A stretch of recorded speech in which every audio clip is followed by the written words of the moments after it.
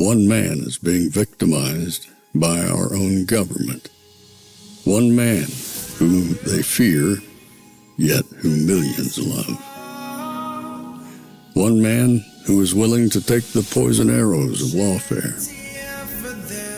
One man whose voice has been taken away by a corrupt judge operating in a corrupt system. One man who has been ridiculed and insulted. One man who refused to back down. One man who refused to back down. One man who refused to back down. One man who stands between us and them. One man that wants to see America protected again. One man who wants to see America prosper again. One man who understands that a man is a man and a woman is a woman. One man who understands and protects the blessing of life. One man who wants to restore American exceptionalism. One man who once again wants to make America that shining city on a hill for all to see. A place where all the people of the world glowingly set their eyes upon. America. One man who unashamedly wants to make America great again. That one man is Donald Trump.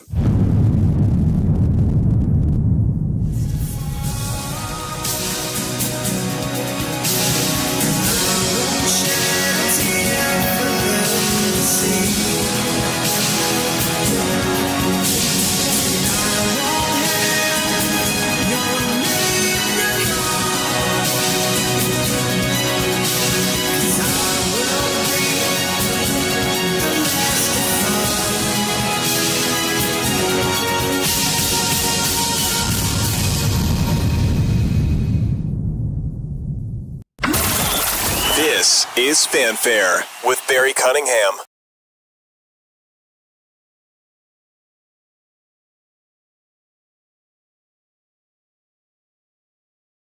Okay, there's my audio, and I guess there's my face.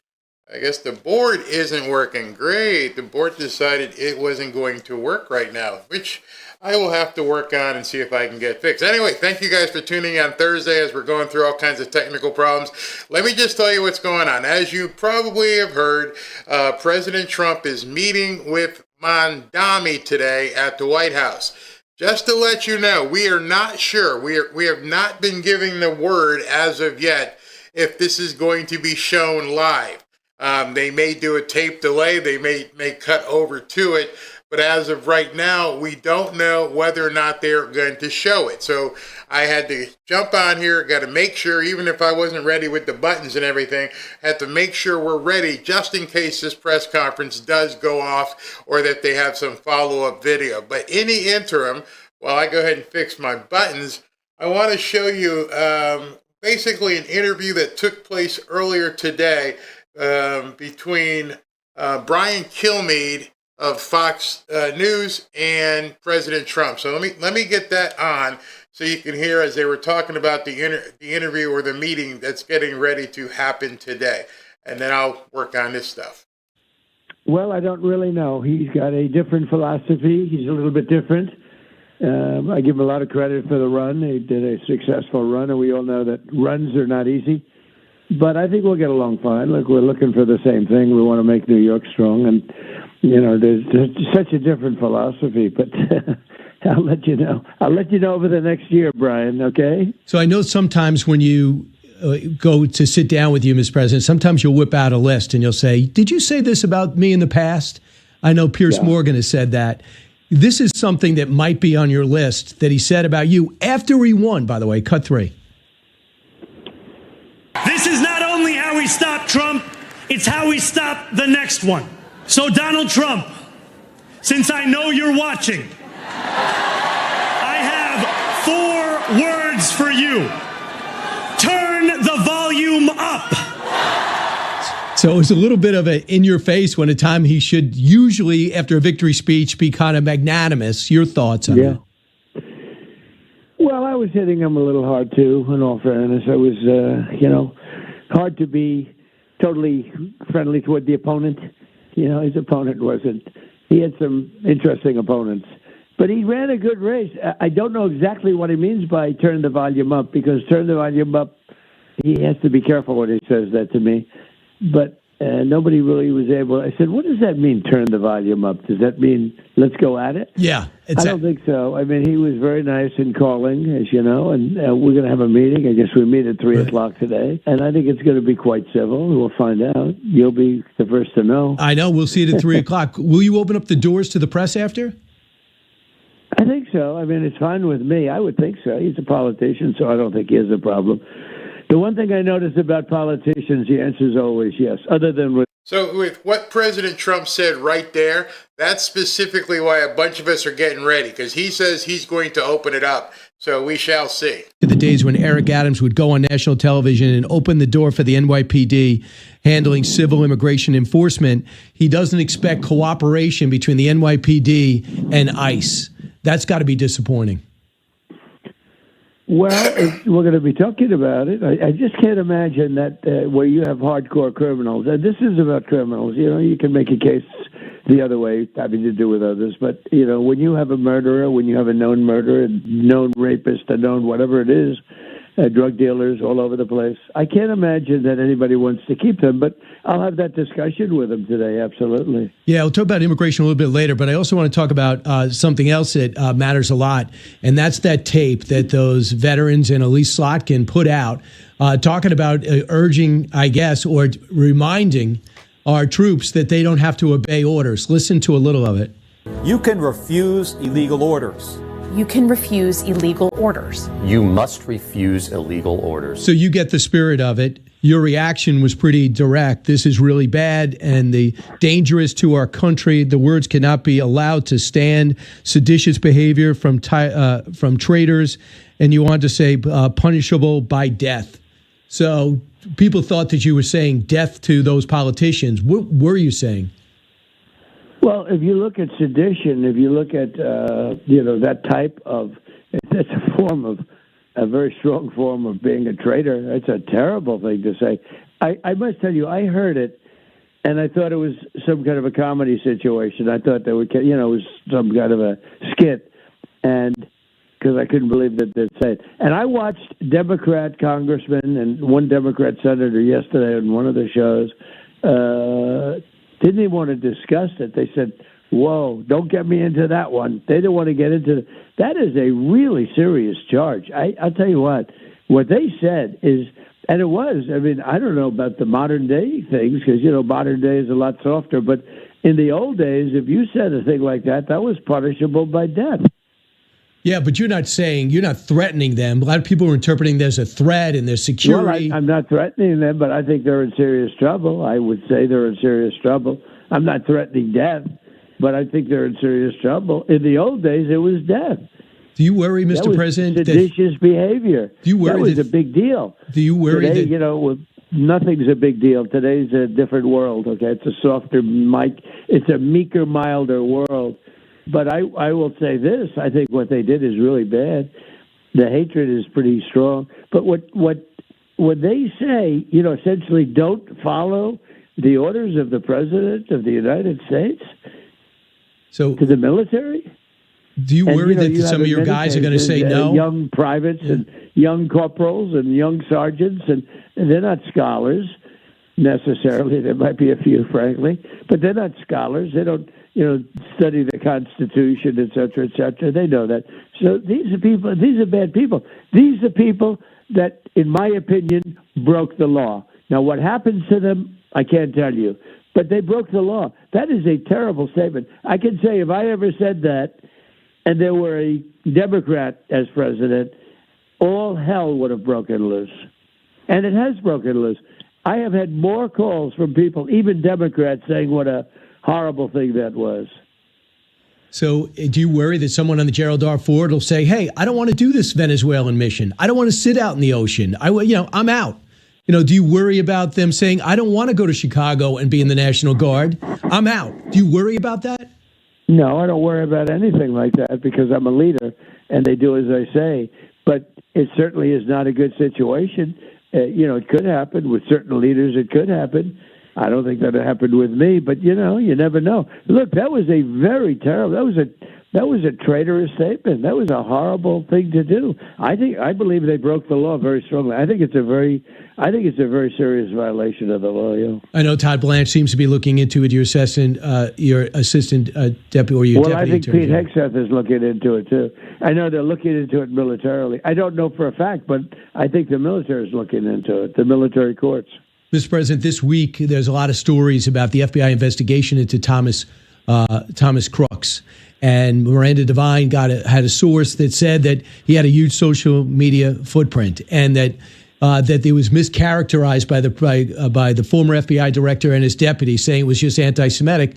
It was beginning, according to the social media reports, if they're posting, if they're correct, in the beginning they were pro-you. At the end, it was anti-Trump and They have a few threats on about Fox too.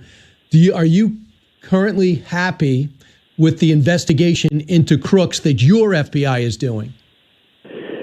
Well, I wasn't happy with Christopher Wray, and I wasn't happy with that whole situation with him. But I do have confidence in Cash, a lot of confidence, and the DOJ, and they are giving me reports, and their reports are seeming to balance out. So I have confidence in these people. I didn't have confidence in Christopher Wray. I thought Christopher Wray was not good at the job he did. So in other words, Miranda Devine said over the weekend that you weren't confident, and Eric seemed upset. But for the most part, you feel as though you're fully briefed if Crooks had international ties. Well, I wasn't confident with Christopher Wray, but in this group, it's a different group, and it's Cash as opposed to Christopher Wray, and I have confidence in Cash. Healthcare. I know, just like the war in Gaza and Ukraine, you inherited it.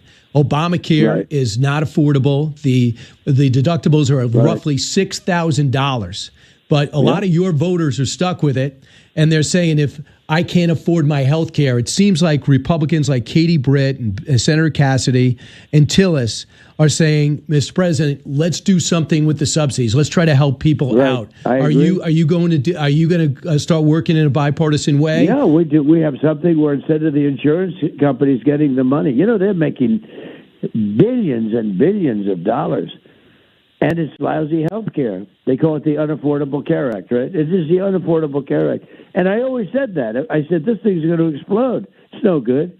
And it is exploding, and it's unacceptable. It's too expensive for people. It's no good for the country, but it's worse for the people. It's lousy health care. And I want to give the money that we give to the insurance companies directly to the people, let the people buy their own health insurance, and that's what's going to happen. I believe that there's good support on both sides for that. And Katie's working on it. A lot of people are working on it. Rick Scott is working on it. Many, many senators are working on it. And, we have a January 30th date coming up. I'd like to see if we could do it by then. They're saying, well, let's go another year. And I said, let's see if we can get it done by January 30th. So there are a lot of people, including Democrats, that are working on this. Basically, taking your money, not giving the insurance, let their stock go down. Who the hell cares? They've made a fortune on this. Obama, what he handed to the insurance company, and I said it from the beginning. I said, this is an insurance company scam, and it's a scam against the people. And we don't give the money to the insurance company. We give the money directly to the people, and they buy their health insurance. It's a great and fairly, it's a very complex subject, but it's we've made it a lot less complex. You'd get better health insurance, and you'd save a lot of money. So Senator Cassidy agrees with you. He's an expert, a former doctor, and Rick Scott, I understand it. So in other words, for people listening right now. Okay, before President Trump answers that, I'm seeing the comments. Ashley's texting me. SV's texting me. I didn't know Midas was so important to you guys beyond what President Trump is saying. By the way, I'm still monitoring the feeds and making sure if it does come on, we'll show it. But just to let you know, Midas had to spend the night in the hospital, doggy hospital. They're doing tests, and hopefully, if everything goes well today, they didn't find his blood work. Everything came back fine. Doing a couple more tests, going to do an ultrasound. And if he eats in the hospital, they'll send him home tonight, and that would be great. If he doesn't eat, they're going to keep him until he does eat. So he's doing better. He was in good spirits. He wasn't like lethargic, and he wasn't like moping. He was upbeat, but they still want to make sure it's his test. They actually, when I talked to the doctor, I wrote down what the doctor said. And so when I told Robin what it was, she understood. He has what's called atypical Addison's disease. Atypical Addison's disease, which is basically he's got low cortisol, which means any stress that he gets causes his insides to go crazy. And so he's kind of mucked up from the inside from stress. And I'm like, what stress? He has no stress. He's got a great life. Well, any kind of stress in his life can cause him problems. So if you have people doing contracting in the house, yup. If you have visitors who aren't normally here, yup. If he has to go to the groomer, yes, those are all considered stressors. And we did a whole bunch of that, as you heard us doing the construction, doing that construction, taking him to the groomers. Robin's sister and granddaughter here just was too much for him, and he short-circuited. So we're going to have to put him on hormones all the time, and so that when we have to introduce stress, whatever that stress is, he'll be okay. So thank you guys for asking. I really, really appreciate that. So let me get back to Brian Kilmeade. To that extent, they emptied their prisons into our country. Tren de Aragua, the gang. Their prisons were emptied into the U.S. Emptied. Right. And Mr. President, don't you think the message to Mamdani? We're bringing them back, but they're not getting away with it. Yeah, the message to Mamdani is if you want socialism, look at Venezuela. It doesn't work. The other thing, the Colombia president came out and said Maduro should go.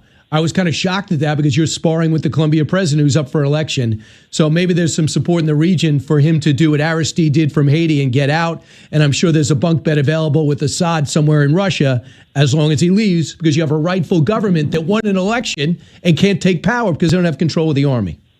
Yeah, well, we're going to see, and we're going to be very much involved, and I'll be speaking in the not-too-distant future, but I can't tell you what I'm going to be saying. He won't tell me what he's going to say, but I think it's going to be, you got to go. And I'm not going to keep my troops there not doing anything for that long a period of time. So when we come back, part two, I'll have a few minutes, and then the second half hour, I'll have part two of my interview, 22 minutes long, with the 47th President of the United States. A lot of that stuff he had not spoken about before, and you'll see it a lot as he gets ready for. All right, so Brian's about to go into commercials and talk about other stuff. So just wanted to let you guys hear that so you had some idea what was going on today. We'll go ahead and just jump into our show while I'm waiting for the feed. It is now 3:01, so if there is anything going on, we're going to hear about that real soon. I may jump into a Fox feed, see if they're getting anything updated with their reporters right there, and instead of just waiting for an office feed, or rather a pool feed. But I got to get into something here. Well, actually, before that, let's talk a little bit about Mamdani. More stuff about Mamdani. This is something I put together for you guys. Having to do it by hand because my board is not working. And so give me a second here. I apologize. It's Friday. I didn't even know if I was going to be doing a show today, but let's go. Her aunt with a feeling like she couldn't even leave their home. I heard from an older Bangladeshi woman who told me that she canvassed for me over the course of this campaign in fear of whether she would be picked up in the course of knocking on doors because she was afraid to even go to the grocery store. And I think what we've seen under this current administration here in New York City is an unwillingness to stand up for the laws we already have here. We have sanctuaries. And the other one, you're talking about fast and free buses and you're meeting with the governor. I've heard you talk about many times that you don't want to take money away from the MTA. You want to put money back in. It's something that she agrees with, right? We don't want to take away money from the MTA. How are you getting that money, the $700 million to make the buses free, into the MTA if she's not for raising taxes? You know, I think that the two clearest ways to raise that money is through the raising of the state's corporate tax to match that of New Jersey. I think that a lot of this is still a case to be made. So the governor tells him, no, you can't raise taxes. You can't do this. You can't do that. Everything he has said thus far that he was doing on his campaign trail, it's all BS. He's not going to be able to deliver any of the stuff that he's been talking about. And these little idiots that followed along and thought they were all going to get a bunch of free stuff, they're about to get their hearts broken. And one of the things I think everybody has to realize is that he's at the White House essentially begging, asking daddy for money. If President Trump holds firm and says, nope, we are not going to give you any money, he's in big trouble. Because the shortfall from the federal money, they're going to have to find a way to make up. It'll become a big political nightmare. Hold on, we got something here. Oh, this is just Mamdani getting to, looks like he's just going into Washington. Where is this? Hold on. I thought I had it sitting here. I guess I don't. Let's listen some more. Whether it's the corporate tax or whether it's the personal income tax on those who make more than $1 million a year or more, I think that these are the clearest ways. I've also said that if there are other ways to raise this funding, the most important fact is that we fund it, not the question of how we do it, but that we do it. Meeting with Trump and Mamdani. Well, I'm glad Mayor-elect Mamdani is going because he's never had a job before. So Trump is going to have an opportunity now to explain to him how the world works. Number one, you're not going to be arresting Prime Minister Netanyahu when he comes to New York City. So you can put that out of your mind. You can't say he's never had a job. Don't talk about Mamdani that way. When did these people are so full of themselves? I mean, it's crazy. Number two, you need to cooperate with federal law enforcement. Quite as wide. The vice president joked he might have to have a stomach bug today. Martha. All right, Jackie, thank you very much. With me now, Rosanna Scotto, anchor of Good Day New York on Fox 5 and the host of Enforcement and federal immigration when we come into the city to try to enforce existing federal immigration law. So you need to put that out of your mind as well. I hope the president explains to him how the world works. We have federal laws and we have international diplomacy, and those things are handled by the president, not the mayor of New York City. So he's in for a rude awakening. This guy who indeed has never had a job, maybe not as an adult, who has this socialist mentality of giving everything away free, is finding himself in a situation where he's got to manage a budget, where he's actually going to have to decide how money goes here or there. And he's never done it. And now you're in the biggest city in the country, one of the biggest cities in the world, and you're going to have to figure this out on the fly. It's a nightmare waiting to happen. The nightmare that I can't wait to see what happens is when all these kids realize very quickly that they've been sold an absolute bill of goods, an absolute bunch of crap. It's never worked. There is no history behind it. It is not going to work. And he just keeps peddling this stuff. And then we got all kinds of rhinos and everything else that are just going along with it and saying, kids love socialism. This is where we need to be, socialism. And it's not going to work. And we can't let it work. That's the other part. We can't even let this experiment go on. We have to make sure we turn it off and turn it off quickly. So I hope President Trump stands firm and doesn't give this guy any money whatsoever. So let me get into, as you see me flipping back and forth to Fox, and without a board, I'm having to do this manually, the old-fashioned way. I have to keep looking and stuff because I can't just keep it in front of me. But in any event, I want to go into something that springboards off of what I talked about yesterday with Mark Mitchell. And I just want people to know, I don't have any personal issue with Mark Mitchell. None whatsoever. I think he's a nice guy. Ideologically, I think there's a problem. I don't know if it's because of the nature of his business. I don't know if his mind changed. I don't know if it's his age. But something is really flipped. A switch has flipped on him. And at this point, that's why my demeanor yesterday was, let's fight fact with fact. Let's go ahead and talk about this housing issue that everyone seems to be talking about. And I have a confession today. My confession is I am really concerned really concerned with some people in the Trump administration are doing. I almost feel like they're being bamboozled. And I'm being very delicate with what I say here because I'm really concerned. You see, when all this housing stuff came out and people were talking about it and everything, I had been telling everybody, what are we talking about? There already is an affordable home program in place. It's already there. It's been there. And I felt like I was standing on an island because nobody else seemed to understand what I was saying. Like, this doesn't make any sense. And I understand everybody wasn't in real estate, but nothing made sense with what I would see every day with people talking about, hey, we have an affordable housing program. We're going to do something about it. Like, what are you going to do about it? What exactly are you going to do about it? Especially since the prescription was already written. And I know a lot of people who aren't in real estate don't know these programs, and that's why I was telling Mark yesterday, it's messaging that might be the issue, not so much the fix. And I had a Twitter exchange with somebody who's like, the problem is more important than the solution. I'm like, so, I don't know, I like looking at the glass half full instead of half empty. I know there's a solution. And if I didn't know there was a solution, I wouldn't have been so confident about it.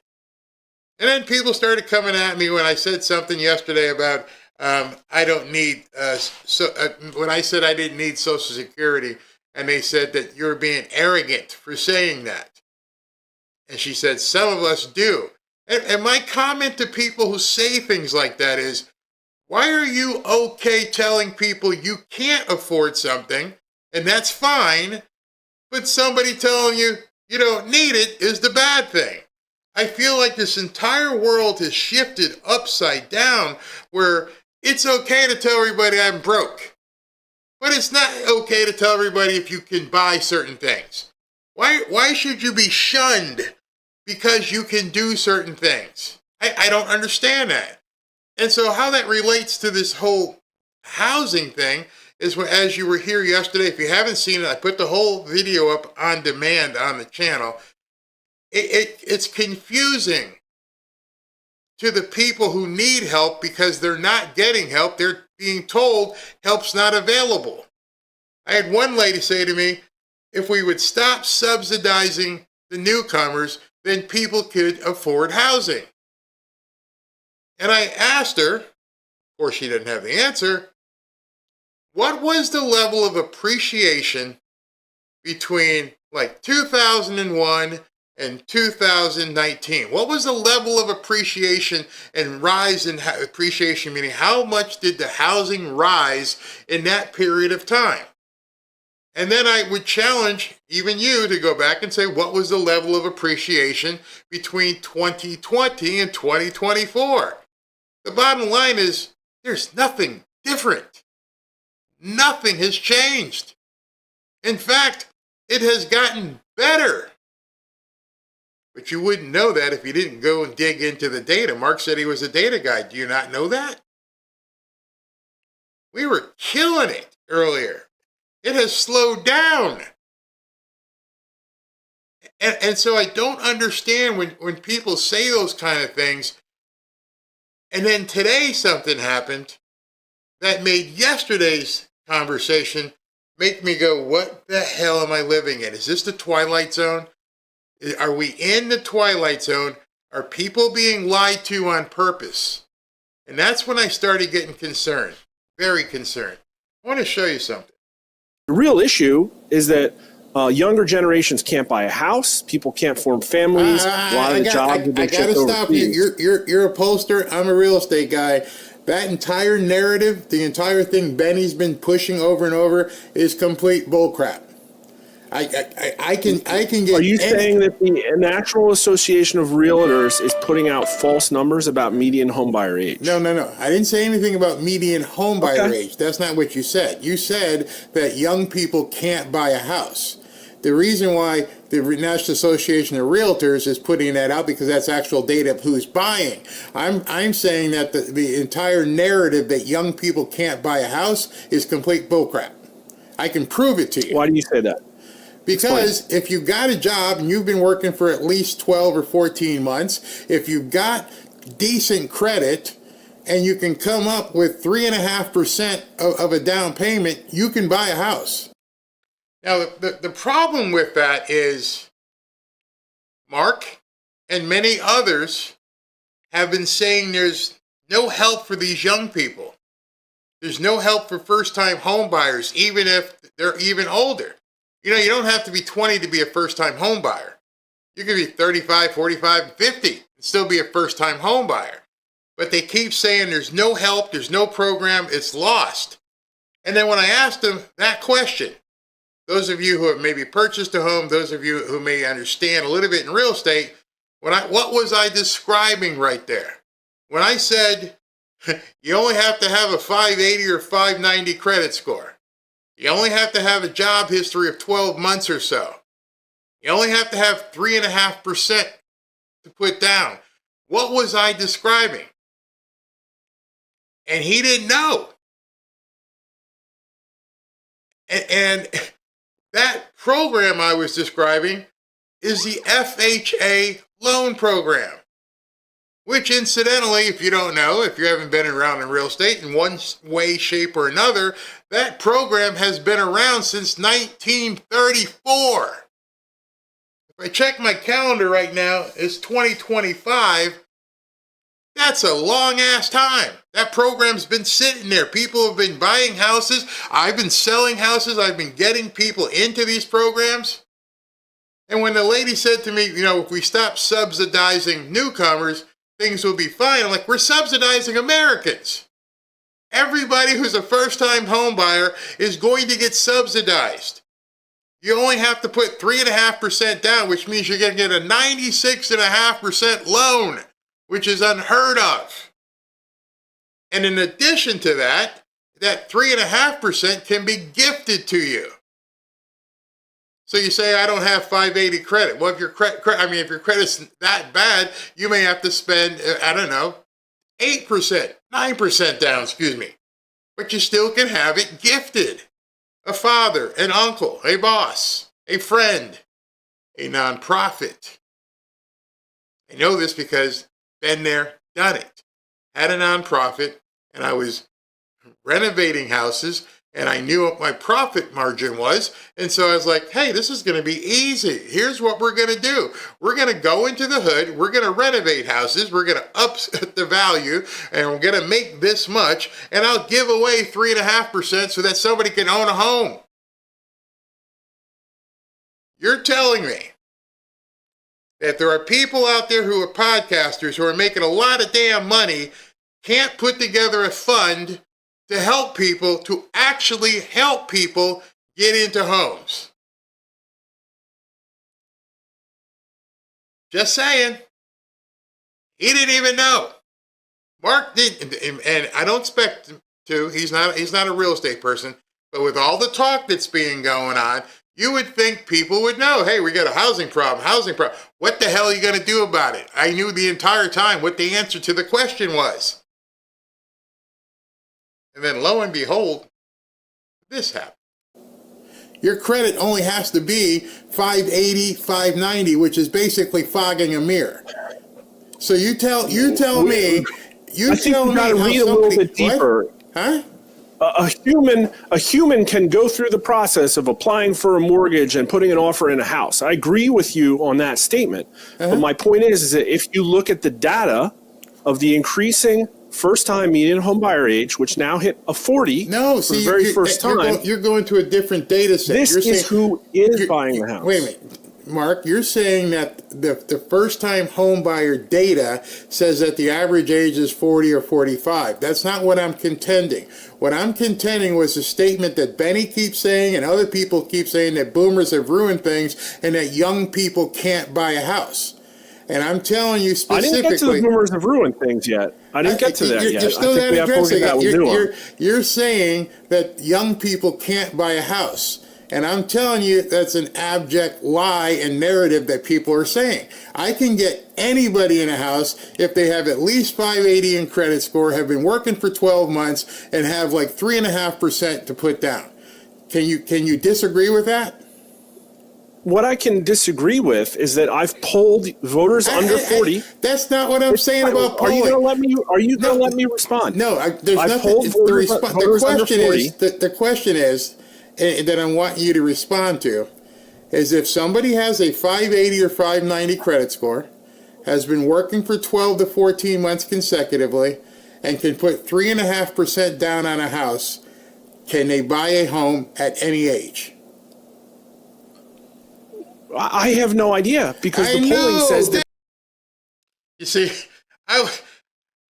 if you don't have any idea, why the hell are you telling people that they can't do it? I think we should be embracing the information age. I think we should be telling each other, here's how you do it. Here's not saying you can't do it and it's, oh my God, you're ruined. You're not telling people what to do. And that's exactly what I was talking about. That is specifically what I was getting at. And that was yesterday. I believe there are no coincidences, as I've said many times on this show. It's just things you haven't heard about yet. So watch what happens. That's what I'm saying. I do. A few moments later. I hear that you have some news to break on our program that is actually a reversal of a trend that we've been seeing, which is home ownership out of reach for American families. The floor is yours, Mr. Secretary. Seriously? Breaking news is about to happen right here. If you haven't seen this, just want to let you know you're about to see some breaking news.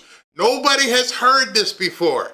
It is an amazing new program that nobody in America has ever heard. They're reversing a trend. Well, Benny, thank you so much. It's great to be with you again. And yes, our man Charlie was tremendous when it came to the issues of housing. But yes, today you are announcing here on your show a major milestone for HUD and America. HUD has supported housing affordability and home ownership for over 1 million Americans, and over 500,000 of those are first-time home buyers. So thank you, Benny, for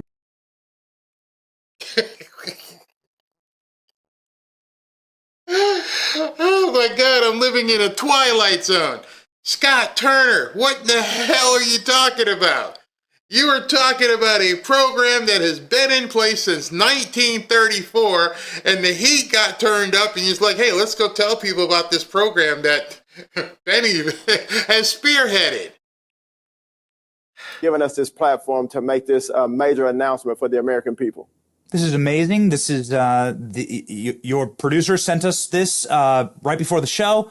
It says HUD supports homeownership for 1 million Americans. Most importantly, 560,000 first-time home buyers. That's critical. Can you explain to me, is this historically high? Is this a tick upward? Is this all in the right direction, Mr. Secretary? Well, you know, since January, these are the numbers, over 1. Oh, I'm sorry. I'm sorry, since January of 2025, 10 months. That means it's not a breaking news program. You've been doing it, and you've been doing it since 1934, but you're just talking about 2025's numbers because that's when President Trump came into office. But how the hell can it be breaking on November 21st, 2025, when you've been doing it since January? Since you got in office, you're like, hey, there's this program here. There's this program that we can help first-time home buyers. Oh, really? How many people? Oh, we can get like 1 million people. So if 1 million people have bought a home through the FHA program that's been on the books since 1934, how in the hell did you just break it? Million from FHA and Ginnie Mae are programs here at HUD. And yes, I believe when you look at this, this is an uptick. And here lately, as you alluded to, Benny, the topic has been affordability, in particular housing affordability. And so at HUD, we have been about action. And through FHA and Ginnie Mae, we have given over 1 million Americans the opportunity to achieve the American dream. And you know what? FHA is Come on. I don't care who you're a fan of. I don't care who you follow. You got to realize you've been bamboozled. You have to right now be going, oh my God, this is what they've been talking about? This is the big program? You mean the program that's already been on the books? That even during just the Trump administration has put 1 million people into new homes? I really felt, I was telling SB and Ashley, I'm like, I don't get it, man. I mean, Scott, I love you. I think you're a hell of a guy. I loved you when you played football. Christian man. But this doesn't make any sense. This doesn't make any sense to all of a sudden, I don't know if it was coincidental that Barry was been telling by everybody about it, but all of a sudden, we got a program. What the hell is going on? What is going on in the podcastosphere where people are saying stuff and it's almost Twilight Zone? I mean, as he's touting these numbers, talking about Scott, as he's touting these numbers, you can see for yourself, 700,000 home buyers in refinance, 438,000 first time, 19,000 seniors, Ginnie Mae for the VA, blah, blah, blah, blah, blah, blah, all the numbers that they've already been doing since Trump took office. It is not breaking news. It's not news at all. It's a program that's been on the books since 1934. And now, on November 21st of 2025, this gets trotted out as, like I said, I was doing this back in the early 90s. And I wasn't alone. There were people that taught me how to do it. Hey, you're going to make 40, 50 grand, 100 grand on this house? Go ahead and offer it to a first-time home buyer. Yeah, it's going to hit you for about, $4,000, $5,000, $6,000. Oh, and give them the closing costs. So instead of your profit being 100, you're still going to make 90, 89, 80. You're okay with that? Yeah, I'm really okay with it. So the government is going to give me the mortgage for the buyers of the houses that I renovate or build. Yes. That's cash money. That is money in the bank. Bank that. What do I got to do? Oh, form a 501c3. How long is that going to take? We'll expedite it for you. Oh, they left all that part out. I know. I understand. I understand they're not talking about that, what you can do. I was buying houses for X. I was fixing the houses up. I was increasing the appreciation and value of the property. Just an even math. You buy a house for 100. Or 50 back then, depending on what neighborhood. And you fixed it up and you put 30, 40,000 in, and now the house is worth 150,000. You're going to pocket $90,000 in profit. Pure profit.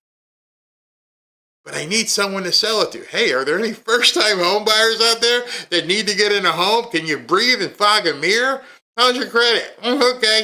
And what am I going to do about a down payment? Don't worry about it. Go see Robin. She's got this, this nonprofit. She's going to hook you up, and you're going to get the money for the down payment.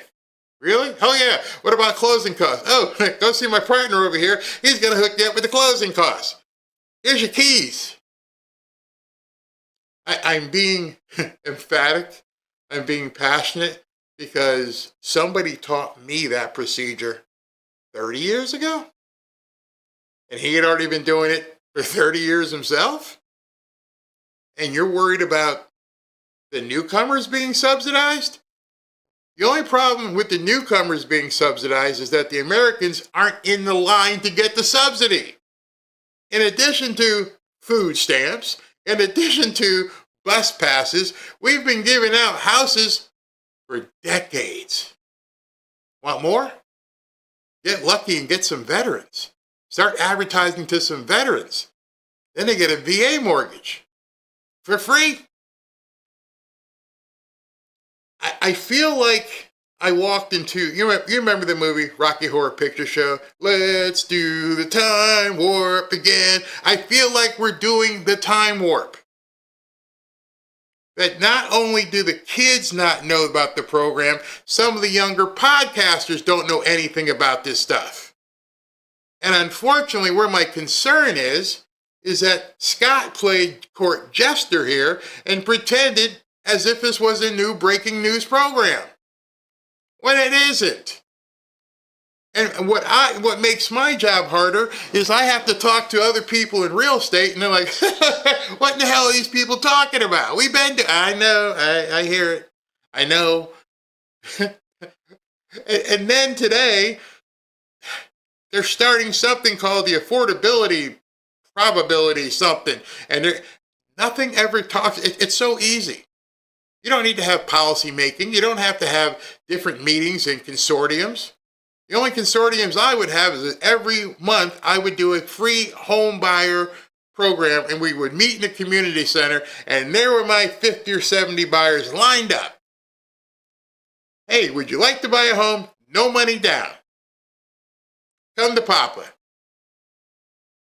And I'm giving you some backdoor, information behind the curtains, but that's all we did. We would set up and rent out a community center or a high school, advertise, first-time home buyer program. All you got to do is have a job, no down payment. Come see us Saturday morning. Robert, how many people out there? Oh, there's about 75 out there today. Okay. Just keep them going. Every week, just keep it going. Because as long as I had the buyers and I had the inventory, it was cash city. But you're telling me on November 21st, 2025, it's breaking news. Home buyer program in America. And I want your viewers and all of those that are listening to know that FHA is that program, and Jenny Mae is the liquidity behind these mortgages. And so, you know what, Benny, we're very excited today. The president is laser focused on housing affordability. So thank you for giving me this opportunity to share some good news.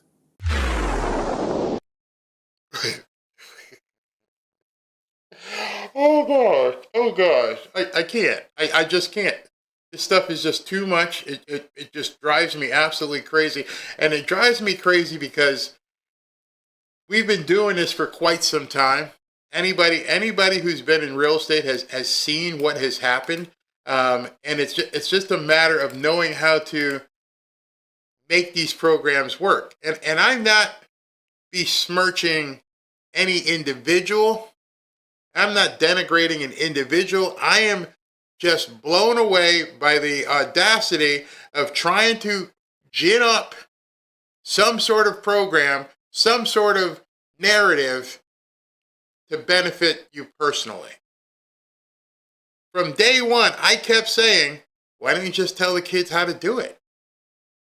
Mark, hey, y'all know you can do this? And I'm telling you as a parent, as a grandparent, or maybe a potential first-time home buyer, as I've said over and over in our real estate stuff, when we have our little things here, and people are like, I don't like you talking about real estate. No, don't do that. I've been telling you, there are programs out there. There are farm poor programs. There are rural programs. Oh, wait till they hear about the 203K program. There are so many loan programs where the government will basically give you money to buy a property. So when I was talking to Mark yesterday and I was saying there's a problem with the messaging, that's what I was referring to, because I don't know how many people are watching this right now. Let me just check. It looks like there's about 6,500 people. Did you know that? Most people who are in the military understand, and they've been really involved in the VA program, because they make sure they message that to the vets. Hey, listen, you can get a voucher. You can buy a house anywhere in the country. Which I salute. Make sure these vets are taken care of. The Veterans Administration does that very well, I think. I'm not a vet. I would think that's broadcast very well. But in terms of younger people, tell me why freshman year of college, or not freshman, maybe senior year of college, there's not a ancillary class that they say, listen, you're about to get a job, you got hired by IBM, or maybe you got hired by Starbucks, you're not going to be eligible because you don't make enough money, it's not a real job. But let's say you get your degree and you go to work for somebody. There should be an ancillary program that says, by the way, there's a first-time home buyer program for you. It's already there. It's not like it's magic. It just didn't appear. I'm going to prove some more of that to you. Let's go with this. I love this. Have you heard how young people suffer today? I scream at the top of my lungs. Social media is filled with videos that say, younger generations are finding it harder and harder to get reliable jobs, afford comfortable homes, start a family. We baby boomers had... Is it hard to start a family? When did it become hard to start? When did it become hard to start a family? It might be hard to find the right woman or man, but it ain't hard to start a family. I mean, we're all adults here. You can start a family. So let's just take that off the list. Pretty sure you could find a man or a woman. Or another. Never mind, I'm not going to go there. I'm sure you can find a mate. So that's not hard. I don't know, maybe that is boomerism. Maybe the dating pool has changed so much that it is hard to find a spouse. So 2 out of the 3 of those things ain't that tough. You can find a mate, you can have the babies. And now you know you can get a house. What are you missing? A job. So we're all the way back. We're all the way back to square one. You idiots don't want to work. All the other stuff is available to you. You can get a wife or a husband. You can definitely pop out the babies. And you can get a house.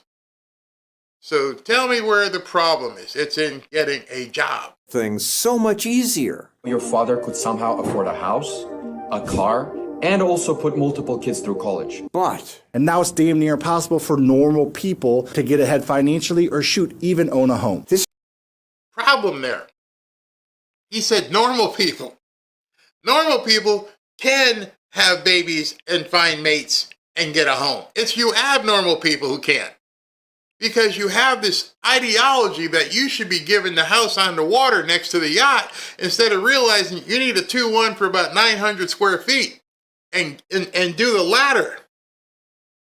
That's what people should be talking. That's how you should be talking to these people. You can get a house. You just have to realize it may not be your forever home.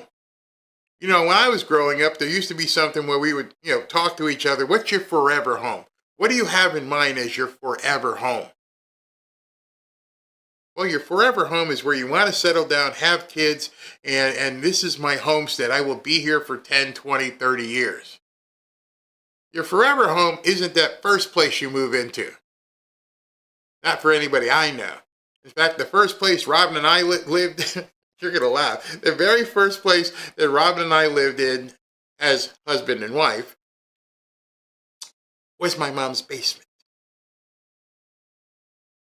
And then we you know what, we're going to get our own place in Florida. We're moving from Connecticut, we're going to Florida. Our first place in Florida was an apartment, and when we got into the apartment and we turned on the lights, we had animals.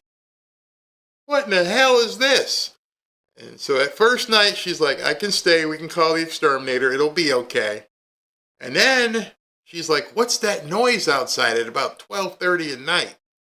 And we look outside and there's a SWAT team all around the apartment because there were some drug dealers in the other apartment. And tomorrow morning, we're out. Let's just get through tonight and we're out. And I remember waking up and she looking at me like, you're sleeping? She's like, I'm not sleeping. I don't know if something's going to crawl on me. I don't know if someone's going to kick in the door because they think we're the ones that are the drug kingpins. I'm not sleeping. I'm just waiting for you to wake the hell up and get me out of here.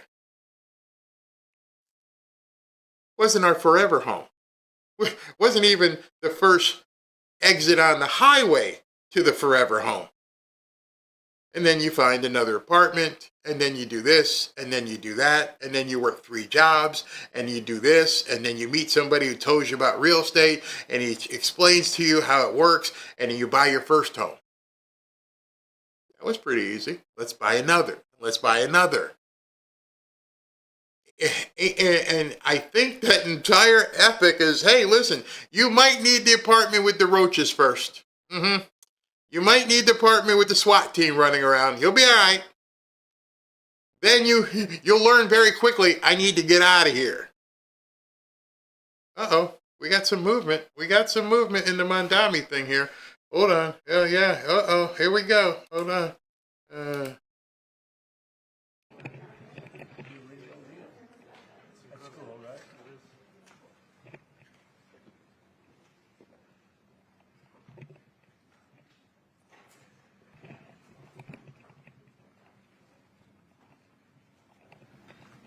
Well, thank you very much. We've just had a great meeting, a really good, very productive meeting. We have one thing in common. We want this city of ours that we love to do very well.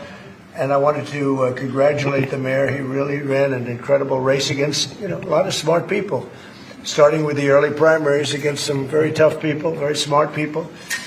And he beat them easily. And I congratulated him. And we talked about some things in very strong common, like housing and getting housing built, and food and prices, and the price of oil is coming way down. Anything I do is going to be good for New York. If I can get prices down, it's good for New York. And we've got them down, way down from last year. We have, as you know, I've been saying to a lot of people, Walmart said that Thanksgiving this year is exactly 25% less than last year. So that's good for New York, good for everybody.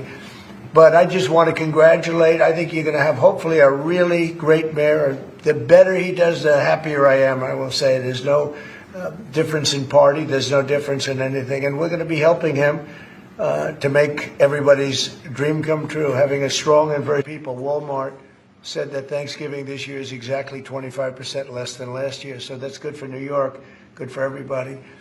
But I just want to congratulate. I think you're going to have, hopefully, a really great mayor. The better he does, the happier I am, I will say. There's no difference in party. There's no difference in anything. And we're going to be helping him to make everybody's dream come true, having a strong and very safe New York. And congratulations, Mr. Mayor. Thank you, Mr. President. Thank you. I appreciate it. Please. I appreciated the meeting with the president, and as he said, it was a productive meeting focused on a place of shared admiration and love, which is New York City, and the need to deliver affordability to New Yorkers, the 8.5 million people who call our city their home, who are struggling to afford life in the most expensive city in the United States of America. We spoke about rent, we spoke about groceries, we spoke about utilities, we spoke about the different ways in which people are being pushed out, and I appreciated the time with the president, I appreciated the conversation. I look forward to working together to deliver that affordability for New Yorkers. Thank you very much.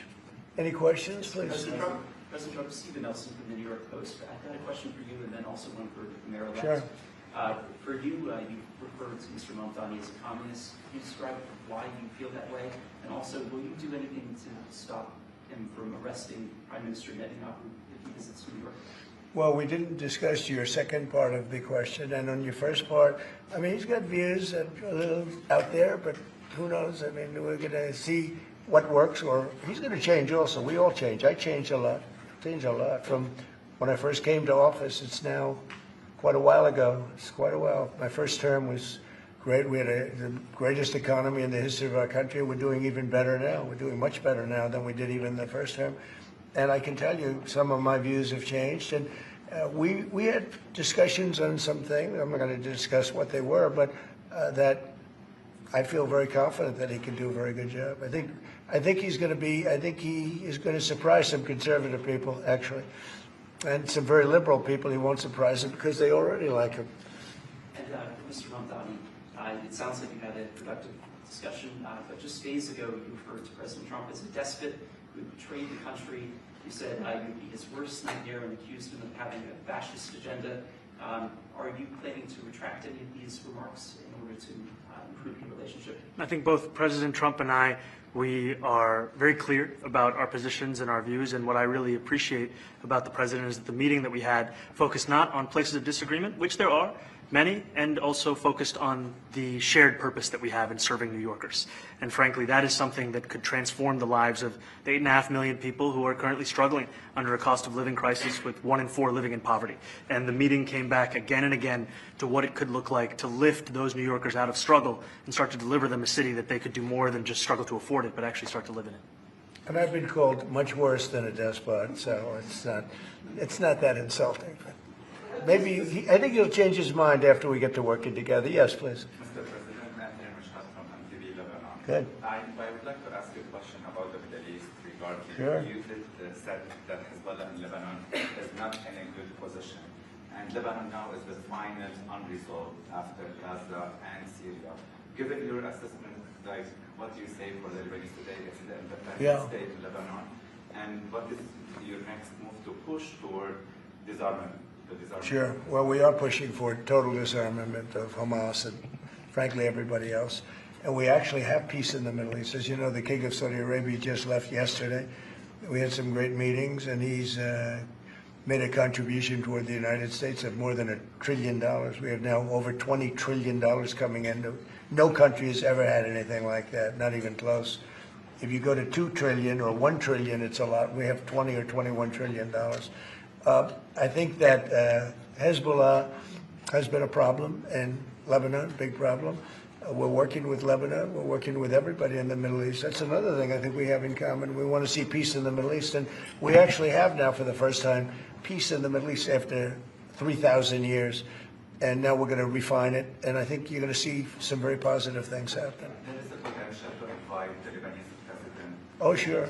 Oh, I would do that, absolutely. And if the mayor would like to be here for that meeting, because I know he feels very strongly. I think you feel very, very strongly about peace in the Middle East. I think we desperately want it, and that's something that I shared with the president, that when I spoke to New Yorkers who had voted for the president last November on Hillside Avenue and Fordham Road, I asked them why. I heard again and again 2 major reasons. One was that they wanted an end to forever wars. They wanted an end to the taxpayer dollars we had funding violations of human rights, and they wanted to address the cost of living crisis. And I appreciated the chance to discuss both of those things. He said a lot of my voters actually voted for him, and I'm okay with that. I'll do that. I'll sign it. Give it to me. I'll sign it in a minute. That's pretty good. Mr. President, yeah, please. You threatened to send federal troops to New York City. You both have differences when it comes to ICE agents in New York City. Mr. Mamdani, you called ICE a rogue government entity.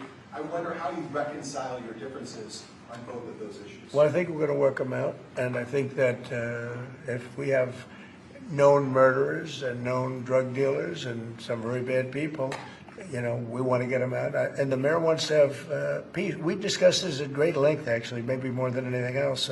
He wants to have a safe New York. Ultimately, a safe New York is going to be a great New York. If it's not safe, no matter how well we do with pricing and with anything else, we can talk about anything you want. If you don't have safe streets, it's not going to be a success. So we're going to work together. We're going to make sure that if there are horrible people there, we want to get them out. I think he wants to get them out, maybe more than I do. So we'll work together. We discussed it at great length. Yes, please. Yeah, 2 questions, if I may. One for you, Mr. President, from BBC in a second. But first of all, for the mayor-elect. You're both, from different parts of the political spectrum, you're both populists, though. And I just wondered to what extent the president's campaign style, his techniques, his social media use inspired any part of your campaign?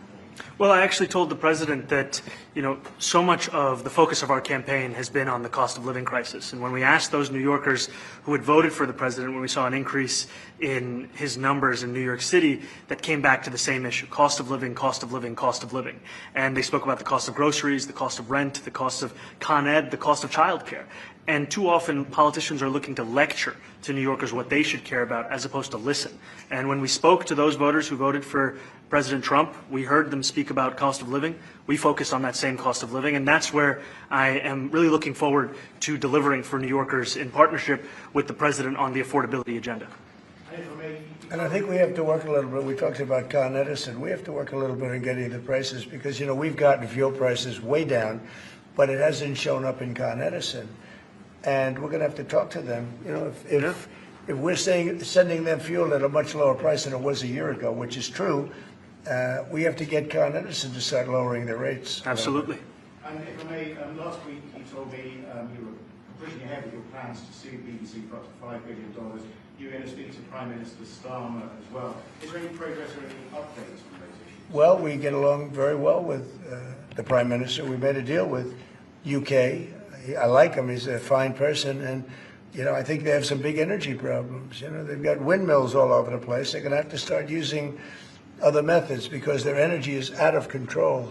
Talking about in the UK, it's out of control.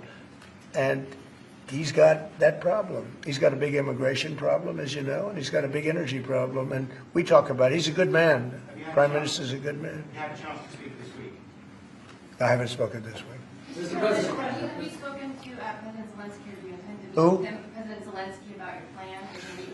I've spoken with their people. We have a plan. It's horrible what's happening. It's a war that should have never happened. It would have never happened if I was president, and it's a shame. And I thought they should have acted quicker. But it's a cold winter, and a lot of the you talk about utilities, but a lot of the big energy-producing plants have been under attack, to put it mildly, to put it nicely. Yeah, we have a way of getting peace, or we think we have a way of getting peace. He's going to have to approve it. Just so sad, so many people. You know, last month they lost 25,000 soldiers. This is something, we haven't seen anything like this since the Second World War. They're averaging 6,000 or 7,000 a week between the two of them, dead soldiers.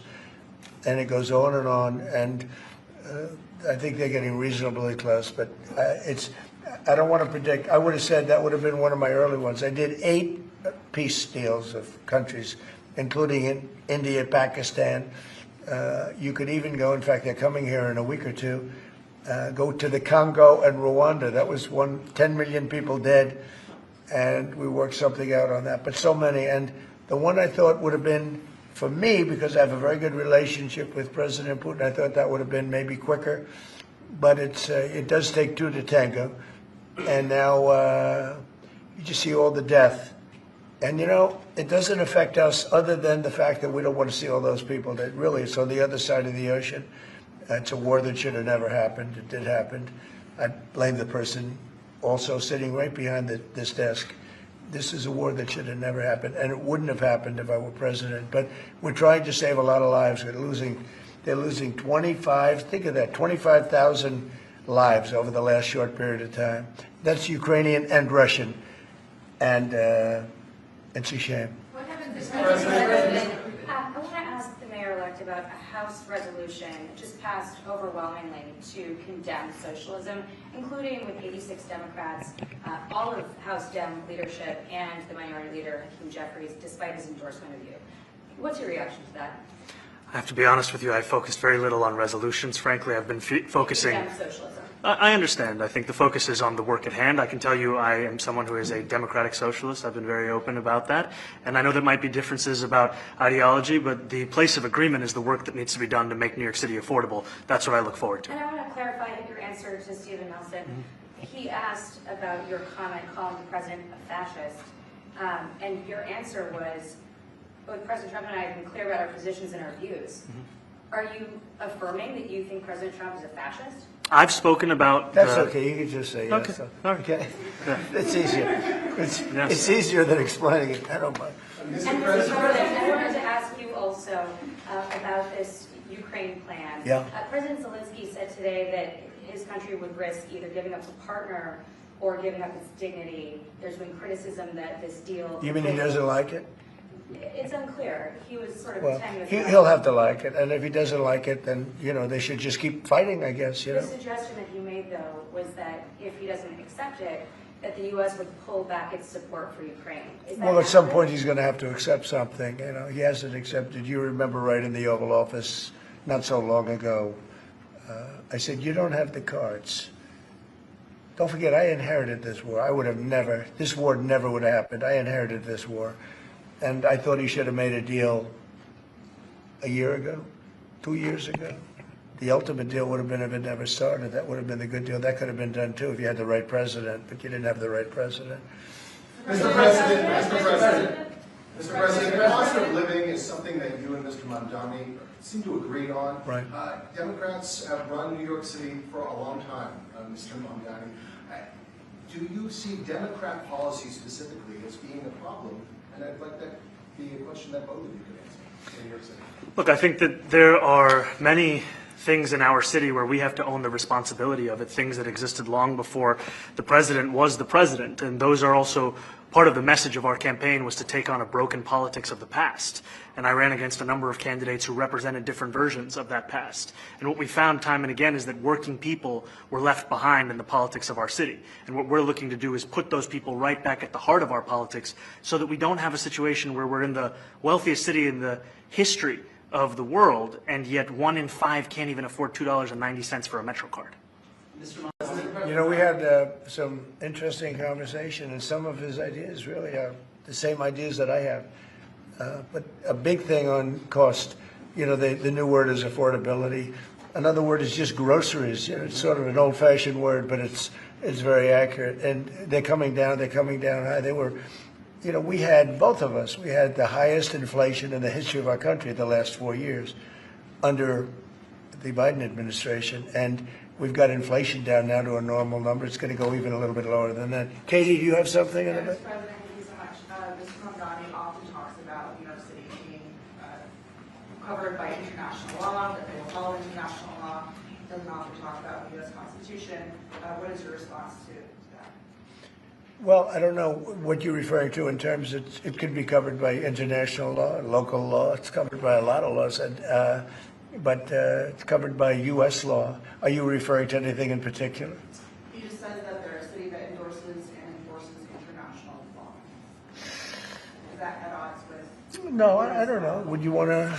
Do you want to respond? Yeah, I think what I've shared with the president is our desire to not only follow the laws of our own city, laws that protect New Yorkers, but also a desire for consistency in our politics across the board. And that's something that we've talked about and something that I know many New Yorkers want.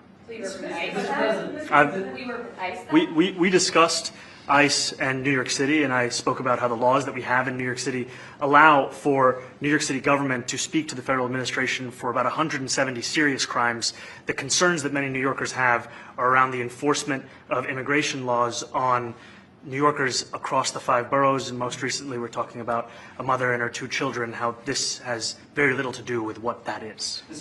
What we did is we discussed crime, more than ICE per se. We discussed crime, and he doesn't want to see crime, and I don't want to see crime. And I have very little doubt that we're not going to get along on that issue. He wants to, and he said some things that were very interesting as to housing construction, and he wants to see houses go up. He wants to see a lot of houses created, a lot of apartments built, etc. And we actually, people would be shocked, but I want to see the same thing. Mr. Mamdani, anti-Israel protesters. Jack? Mr. President, I wanted to know one of the policies as well that Mayor-elect Mamdani talked a number of times about on the campaign was shifting the tax burden for property taxes from what he called minority communities to white-based communities and putting more taxes on white people. I also noticed that in your acceptance speech you didn't mention anything about America or Christians or white people in general, and so I didn't know if that was one of the policies that you guys had spoken about. We focused on affordability. We focused on the cost of living crisis. What I will say is that I am very much interested in property tax reform, because what we see right now in New York City is a system that is so inequitable that it can't even stand up in court. And the president and I spoke about the importance of not only building more housing, but also making sure that regulation of housing is something that is manageable to actually get through and not the cause of yet another weight that we see in our But to city. be clear, you're continuing this idea of race-based property taxes. No, to be very clear, That's what you said. no, the use of the term was a description of neighborhoods, not a description of intent. So you intend to tax the whiter neighborhoods more? No, we intend to create a fair property tax system because we want a New York City that is not only fair and equitable, but also one that every New Yorker can afford. Mr. Mamdani, anti-Israel protesters Please, go ahead. Mr. Mamdani, anti-Israel protesters just targeted a synagogue in New York. Are you concerned about Jewish New Yorkers feeling welcome and safe in the city? And President Trump, you threatened to cut off federal funding to New York City. What policies would prompt you to do that? Would that be city-run grocery stores? Would it be something else? Well, I think if we didn't get along, whether it's cut off or just make it a little bit difficult or not give as much, we want to see, I use the term, we don't want good money going after bad. And we don't want that to happen. I don't think that's going to happen. I did say that, subject to what policies are being set. We had a meeting today that actually surprised me. He wants to see no crime. He wants to see housing being built. He wants to see rents coming down, all things that I agree with. Now, we may disagree how we get there, the rent coming down. I think one of the things I really gleaned very much today, he'd like to see him come down, ideally, by building a lot of additional housing. Yeah. That's the ultimate way. He agrees with that, and so do I. But if I read the newspapers and the stories, I don't hear that. But I heard him say it today, and I think that's a very positive step. No, I don't expect. I expect to be helping him, not hurting him. A big help, because I want New York City to be great. Look, I love New York City. It's where I come from. I spent a lot of years there. Now I'm right here. We took a big setback with the mayor that we had, Dave de Blasio. I thought it was a tremendous setback for the city. I think this mayor can do some things that are going to be really great. Mr. President, Mr. President. Okay, how about you? Go ahead, please. You're a billionaire. You have a different address nowadays than you used to, but you used to call New York City home. Would you feel comfortable living in New York City under a Mamdani administration? Yeah, I would. I really would. Especially after the meeting. Absolutely. What makes you comfortable? We agree on a lot more than I would have thought. I think I want him to do a great job, and we'll help him do a great job. You know, he may have different views, but in many ways, you know, we were discussing when Bernie Sanders was out of the race, I picked up a lot of his votes, and people had no idea because he was strong on not getting ripped off in trade and lots of the things that I've practiced and been very successful on. Tariffs, a lot of things. Bernie Sanders and I agreed on much more than people thought. And when he was put out of the race, I think quite unfairly, if you want to know the truth, many of the Bernie Sanders voters voted for me. And I felt very comfortable, frankly, in seeing that and saying that. And, you know, it just turned out to be a statistical truth. But, no, I feel very comfortable. I would feel very, very comfortable being in New York, and I think much more so after the meeting. Yes, please. Thank you, Mr. President. I have a question for you, but a very quick one for Please. the mayor. Why did you fly here? Aren't trains greener? I'll use every form of transit, and I want to make sure that they're all affordable in New York City, and that's why making buses fast and free is a centerpiece of our campaign. There is a bus that goes. Well, but I know, but it'd be fluid. That's a lot quicker too. You know, I mean, he's working very hard. For him to be, that's a very long drive. I'll stick up for you. You know, the plane takes you 30 minutes, and driving takes you a And long Mr. time. President, I was wondering if you could clear up some confusion around a Washington Post report. There was this explosive report that the Coast Guard is no longer going to characterize swastikas and nooses as hate symbols. DHS called that a lie and fake news. Can you clear up? I don't know anything about it. When was this written? I think yesterday. Well, look, the Coast Guard's an incredible group of people. I know them very well. We just ordered a lot of new Coast Guard cutters, beautiful, the most magnificent ship. They look like yachts with lots of guns on them. So I don't know. I haven't seen any report like that, but certainly we want them to remain a great force, and they are. Mr. President, and you did a piece in all the 9 months around the world. I would like to ask Mr. Mamdani, you've accused the U.S. government of committing genocide in Gaza while President Trump was working on peace. Why that?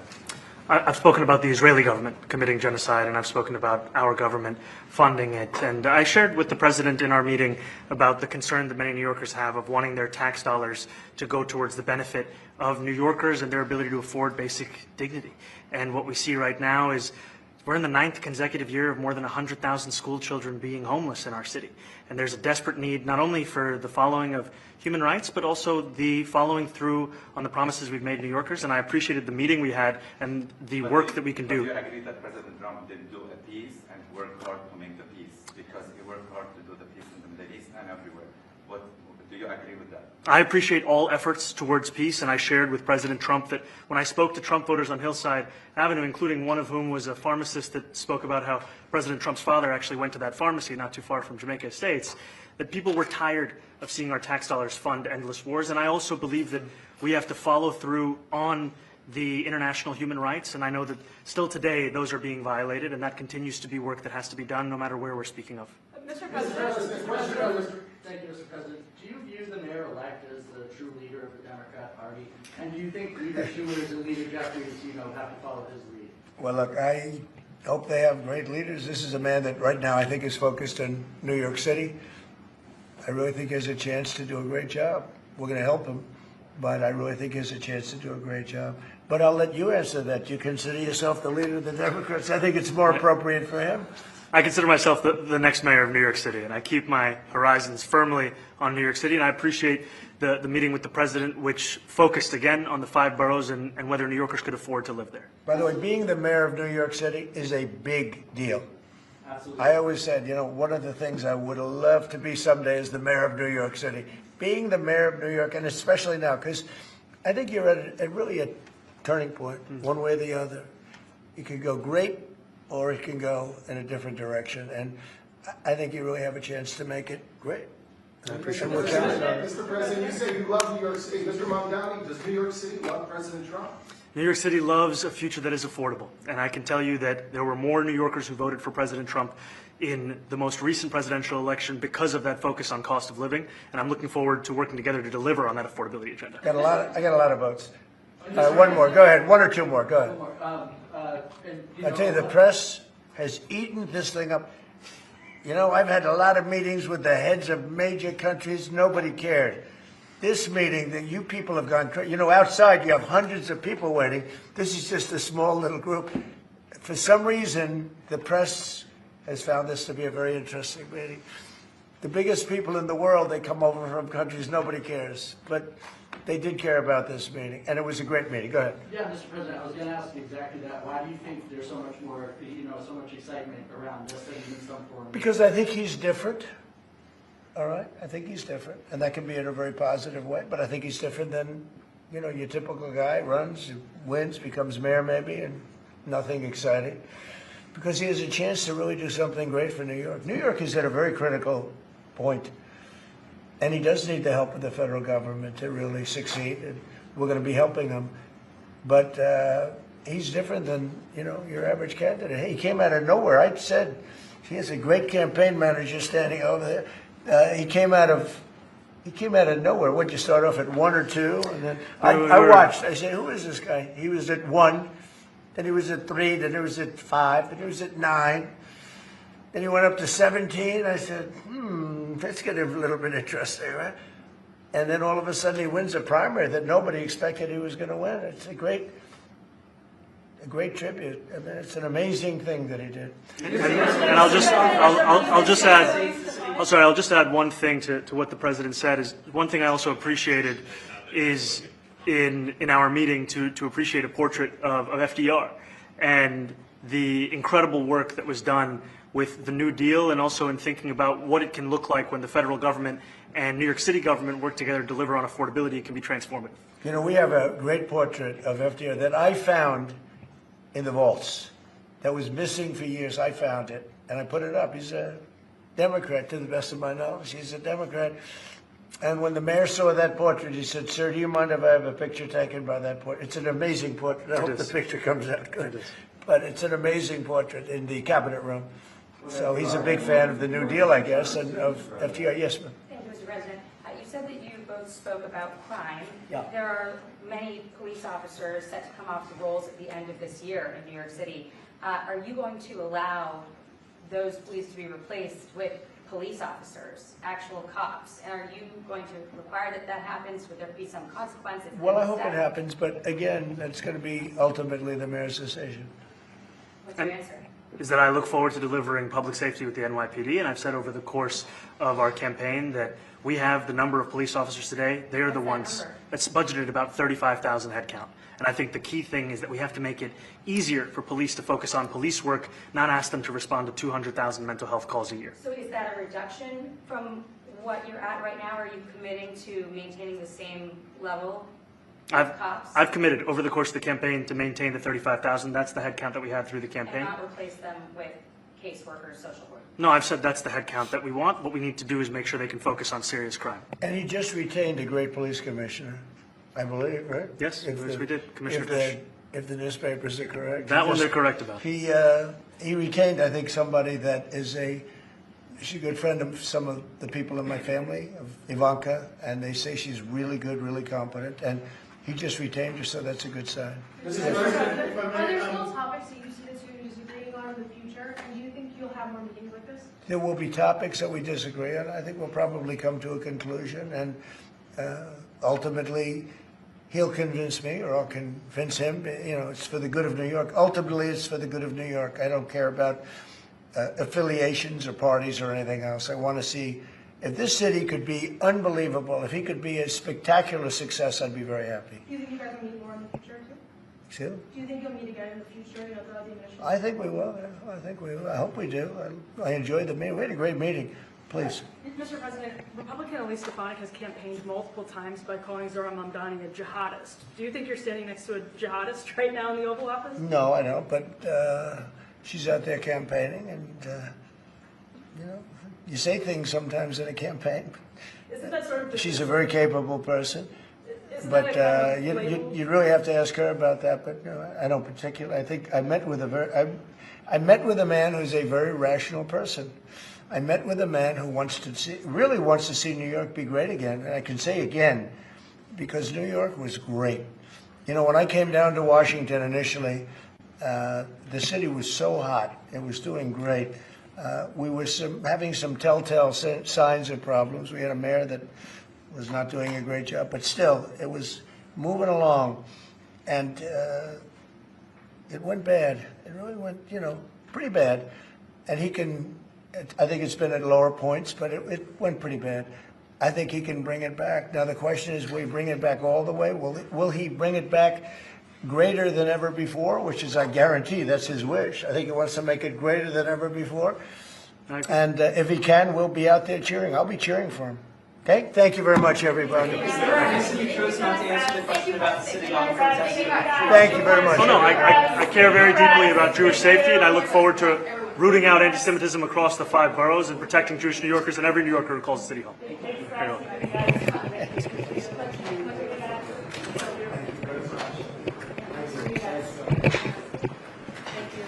Yeah, well, let's talk about that. I'll be right back. Yeah, you understand. Right now, where we are, people missing their SNAP benefits, all kinds of things, having problems. There are some people in financial trouble, but they don't have to be. You see, debt from credit cards isn't an accident. It's a system built to keep Americans down.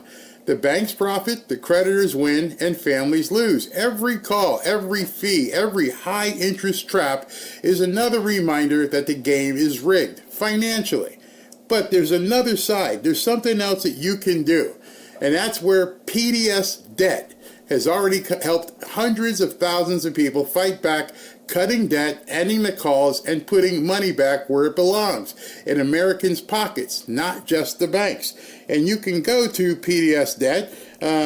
Let me just show you this real quick. Boom, there we go. There's a website. Just go to pdsdebt.com. pdsdebt.com. Whether you're struggling with credit cards, personal loans, medical bills, cable bills, PDS Debt has custom options to help you get out of debt. They go beyond the numbers to understand your unique financial situation and craft a personalized plan just designed for you. There's no minimum credit score required. They're here to help you save more, pay off your debt faster, and start putting money back in your pocket where it belongs. PDS Debt is A+ rated by the Better Business Bureau, and it boasts thousands of 5-star positive reviews on Google and holds a 5-star rating on Trustpilot. Why is that? Because PDS Debt has helped literally hundreds of thousands of people get out of debt. If I had needed this, you bet I would actually use something like PDS Debt. It's what I would have used. And if I ever got into a situation where I needed to get some debt relieved, I would definitely use it. PDS Debt has customized options for anyone struggling with credit cards, personal loans, collections, or medical bills. PDS Debt understands your specific scenario and will help provide alternative solutions to becoming debt-free. It's your money. It's your future. Don't let the system decide for you. You're 30 seconds away from being debt-free. Seriously, get a free assessment and find the best option for you right now at pdsdebt.com/Barry. That's pdsdebt.com/Barry. One more time, pdsdebt.com/Barry. I'll be right back. All right, so I think the best way to start after that is to see what you guys had to say. I had put up a poll. I said, are you guys liking this? And 47% said yes, 53% said no, they weren't liking it at all, and that was with 1,400 votes. So you guys didn't like what you see. So hopefully I can give you a little bit of insight and comfort, if you will. At first, I felt the same way. I'm like, I'm not liking this at all. And then I realized Sun Tzu. and I realized the various laws of Sun Tzu. And what I think I just saw was an absolute lesson, not just on art of the deal, but the art of war. Appear weak and then strike. And that's one of them. The other one is, what's he going to do at this point? You see, Trump hasn't been the one out there attacking Mamdani. Mamdani's entire campaign was attacking Trump. Trump this, Trump that. We're going to make sure that people like Trump are no longer in existence. We're going to do this, we're going to do that. And I realized what Trump did right there is, if you remember the movie with Matt Damon and the guys Departed, he clipped his nuts. Neutered him. In front of all of his fans, in front of all the youth that everyone's been trying to court. They just found out that Trump's not that bad of a guy. So this is a huge, as far as I'm concerned, this is a huge win for Trump. He just had to sit there and smile. What's up, buddy? How you doing, buddy? Oh, nice buddy, nice buddy. Wait a minute, he's the enemy. You're supposed to hate Trump.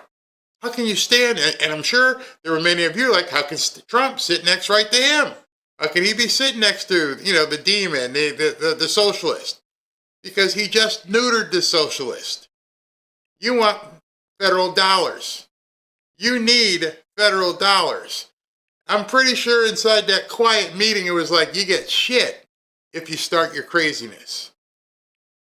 I'm going to give you a shot to make New York great again. I'm going to give you a shot. I don't know anything about you. Let me see what you can do. But here's what you won't do anymore. You won't be calling me this. You won't be saying this. You won't be saying that. And so now Mamdani leaving the White House, and that one question, I don't know if you guys could hear it, but one of the questions that he was asked put him on the spot. He had nowhere to go, and Trump bailed him out. They're like, well, how'd you get here? I flew. You flew? You mean with climate change and everything, you got on an airplane? Hey, don't worry, man. It's quicker. It's all right. It's already started. It started right there. Are you going to go and arrest Netanyahu? Hey, well, how many things right there in that meeting did you hear him have to just like... So it may not mean a whole lot to you. It may not mean a whole lot to the media. But to the crazies that follow him and the crazies that want socialism, they're like, wait a minute, you had a chance to get there and just tell him the what for and how people like you aren't paying your fair share, and you look like a high school kid on his prom date, making sure that mom and dad knew that you didn't have any plans, nefarious plans for their daughter. Yes, ma'am. I'll be home at midnight, ma'am. Yes, ma'am. Meanwhile, at school around your buddies, you're like, I can't wait to get her at the dance. Oh, we gonna get on. But then when you talk to mom, you sat there and you were very demure. That's what you just saw. You just saw a man who talked a whole lot of crap have to come talk to dad and act like he knew. And now his people are going to say, man, you kissed his butt. You went, matter of fact, did you see the body language? President Trump could have met him anywhere. President Trump was sitting down. This is my house. Stand over here. Everything about it was power. And right now I believe that the power got wrested from Mamdani. Let's see what Fox is saying about it real quick. Times I asked the mayor-elect a tougher question, and the president almost helped him dodge it. Take a listen to one of them.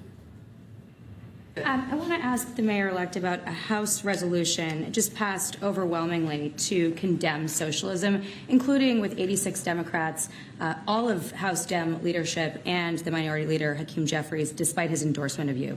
What's your reaction to that? I have to be honest with you, I focused very little on resolutions, frankly. I've been focusing... Socialism. I understand. I think the focus is on the work at hand. I can tell you I am someone who is a democratic socialist. I've been very open about that. And I know there might be differences about ideology, but the place of agreement is the work that needs to be done to make New York City affordable. That's what I look forward to. Oh, it cut off a little bit early, but I followed up asking the president, or asking Mamdani rather, to clarify an answer that he gave earlier, where he seemed to confirm that he does believe President Trump is a fascist. And the president jumped in and said, you don't have to answer that. You can just say yes. See, they saw the same thing I did. They saw the exact same thing. President Trump was protecting him. You know, he's a nice guy. He's going to go out with my daughter. As long as you don't do anything, you get him back here at midnight. Okay, not 12:01. Matter of fact, make sure she's back here by 11:45. Don't let me have to come look for her. Not that I've ever had that phone call or anything or had that conversation, but you know what I mean. You guys had, and it was funny. I didn't know what she was just going to say. That's specifically what I saw. I saw somebody protecting somebody, which is not going to play well with Mamdani's people. They are not going to like that whatsoever. Let's see what else they're saying. Across the country, and he said in his answer that there are, I believe, 173 areas of serious crimes in which they will work together. So that was interesting. You also heard the mayor-elect affirm that he will keep the New York City police force 35,000 strong. And that was significant. And the president multiple times seemed to downplay the idea that maybe they would not be able to work together despite all of this fiery rhetoric on the campaign. You hear President Trump routinely call Mamdani a communist. You routinely hear Mamdani talk about how his administration is going to be a nightmare for the president. But there was not that tension in the room. They were clearly trying to find ways to move forward together. And President Trump also made clear that this is, about New York City, the city where he, built his life and career, has a lot of love and affection for. He even said that one day, he longed to be the mayor of New York City. That's how much he loves that city. And so he's wishing Mamdani a lot of success. Brian. Right. Now you got to see what AOC and the rest of them are going to do, and how are they going to defend this? Because it's big. Well, Midas is in the hospital, so this one here is like, I need attention. My big bro's not here. My big bro's all gone, and mommy's at the beach, so I need to hang out with you, Dad. Yeah, okay, we're gonna hang out. But anyway, sorry for the distraction, but this is the little one. I have to take care of her while she's alone. That's pretty tough. That's pretty tough for Mamdani to have to deal with. I mean, extremely tough for him to have to deal with. And I hope you understand it. Some people try to say sometimes that I never have anything negative to say about President Trump. Well, before we got into this, I was telling you something negative with the whole thing with Scott Turner and that fiasco of an appearance on Benny's show talking about some breaking news. It's not breaking news. We're going to go back to that. But I understand that Mamdani is going to come out of the White House and do a talk on his own. They're getting ready for this right here. I can show it to you out here in front of the White House. So as soon as he comes out and takes the stand there, we will cut to that as well. And is that good? You think that's okay? Should we do that? Should we talk to Mamdani? Yeah, we can talk to Mamdani. So, yeah, really, I felt that went well as I watched more of it. All right, so when he comes out, we will cut to it. Everyone's in position right now, and man, that was very interesting. I would love to hear a psychologist, not a politician, a psychologist talk about that and tell us what we all just watched. And some people will take it differently. Some people will say Trump should have never given him airtime. Some people will say that, Mamdani was elevated. But just watching it, I didn't see someone as elevated. I looked at someone who was capitulating. And I can't wait to hear what the socialists have to say about that. Before they jump into this, is it okay if I read this? Is it okay if I do this spot with chapter? You're all right with it? Okay. As a member of the Fanfare audience, I'm sure you're well aware if you're 65, it's Medicare annual enrollment. And as a newly minted 65-year-old myself, That means I'm getting buried under the same spam calls and junk mail that you are. And it's a nightmare. I don't want to keep getting this stuff. The phone rings even while I'm doing shows.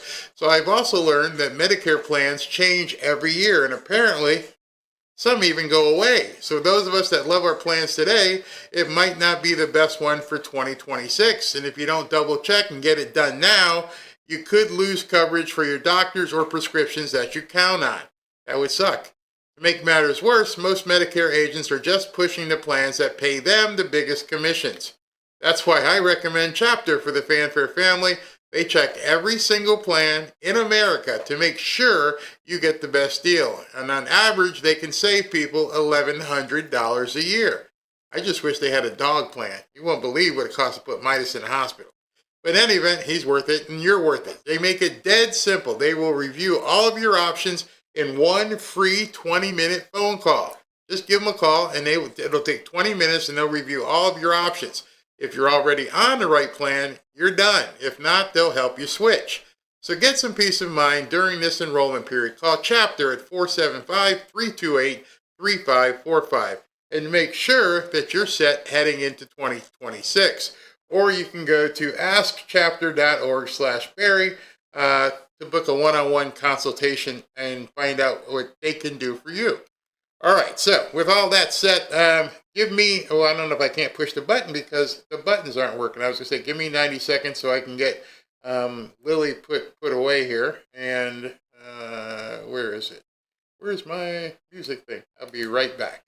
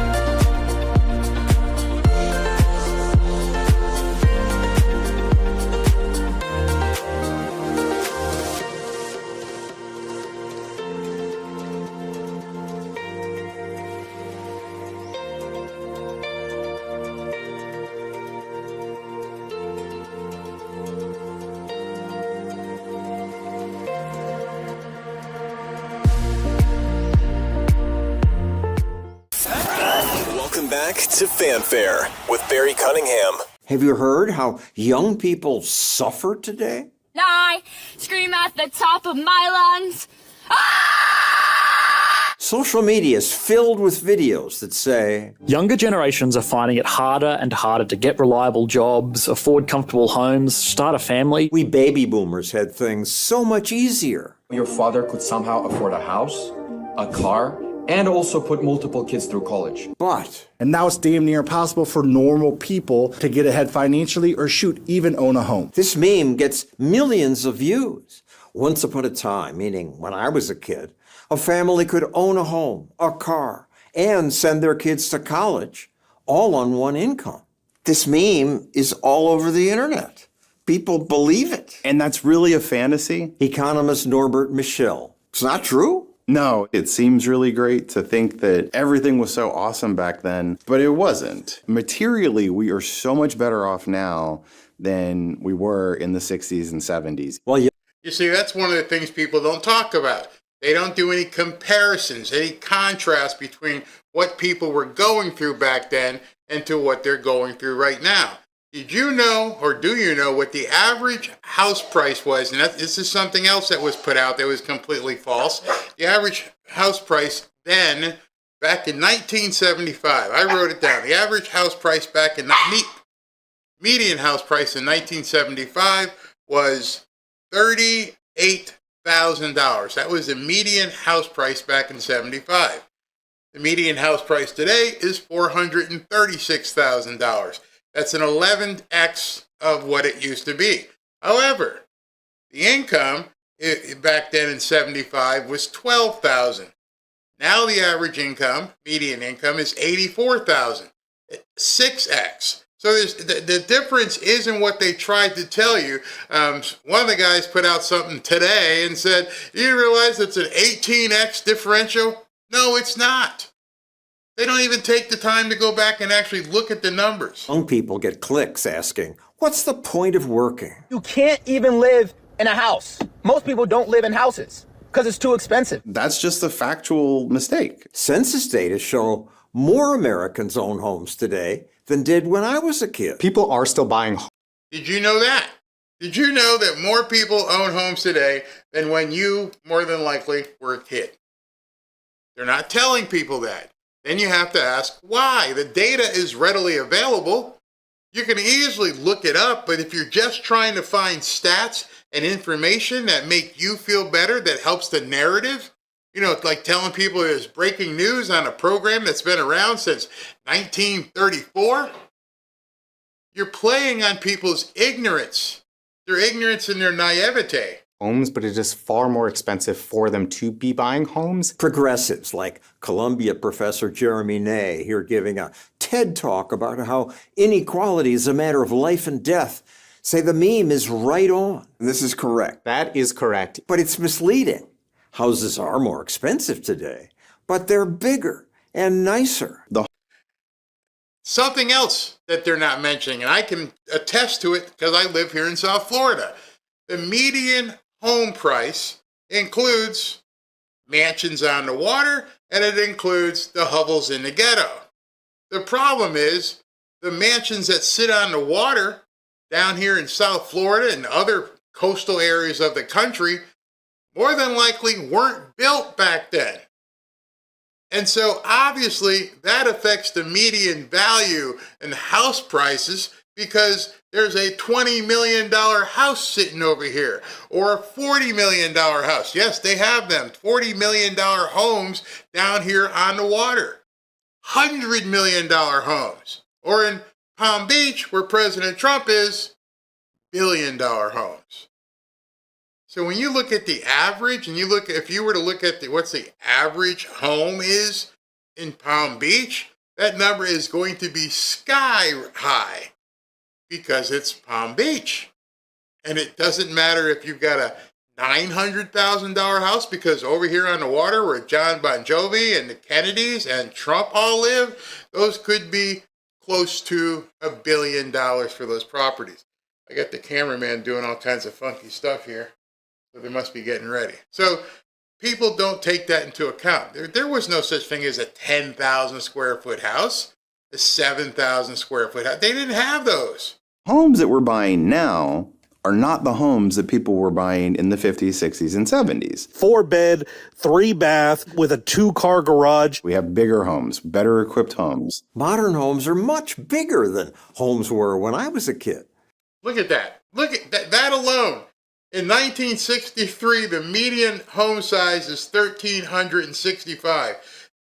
In 2023, the median home size is 2,300. That's a huge discrepancy because it doesn't even count.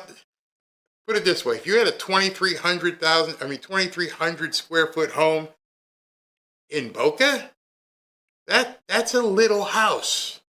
And I'm not saying it from any bragging. That you can just go up Realtor.com. What's the east side of Boca? What's the east side look like? In 2,300, people look at you funny. Things not going well for you, huh?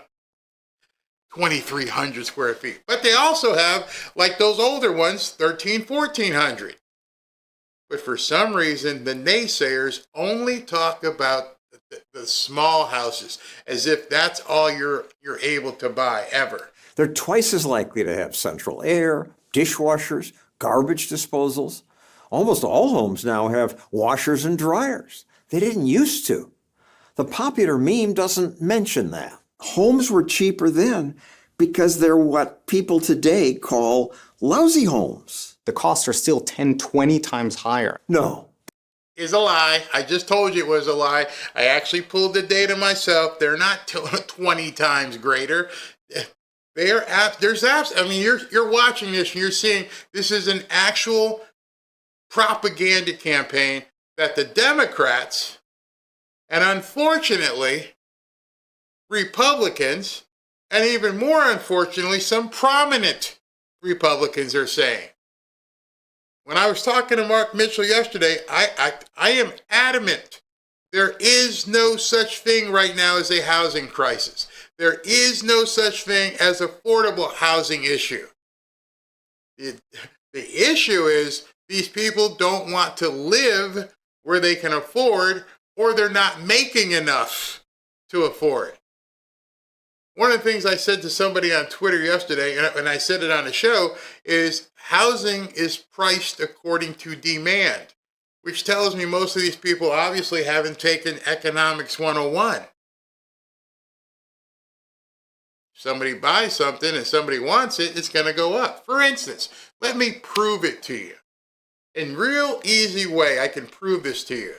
I would like you to roll back the calendar. Turn back your watch to, I don't know, 1983, 84. Apple, when Apple came out, and I believe it was 83 or 84, their stock price was $22. And of course, it's grown, it's split. Look at what Google's price was when it first started, before it split and everything else. Why is nobody complaining I can't buy Apple stock for $20 right now? Oh, it's too expensive. Why is it too expensive? Why is Google stock so expensive? Why is Berkshire Hathaway stock so expensive? Why is Tesla stock $290 or $300 a share? Why is that? Because you can go right now and look on the absolute stock market. You can click on a stock ticker, and one of the things you see in there is billions of stock swaps are happening. People want it.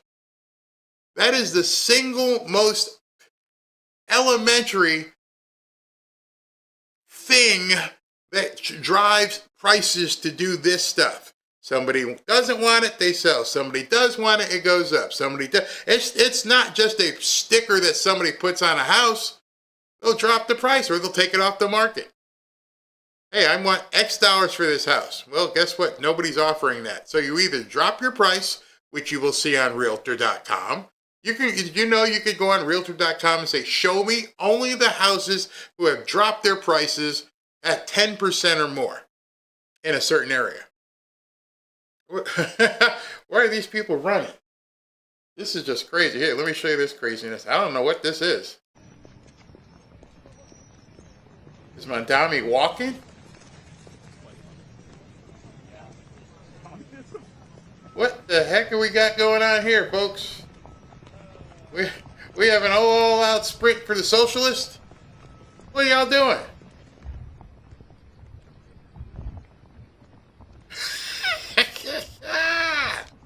Oh my goodness. Oh my, what are we watching? Guy's running with his camera. We got people here. What? I love getting these speeds because I have no idea what these people. Okay, all right, wait, we got something going on up here. Did Mamdani run to a circle or something and doing a talk? We shall find out real soon what's getting ready to happen here. All right, so let's go to full screen. Looks like somebody's getting ready to talk. I can't see if it's Mamdani or whoever. Let's take it and see what's going on.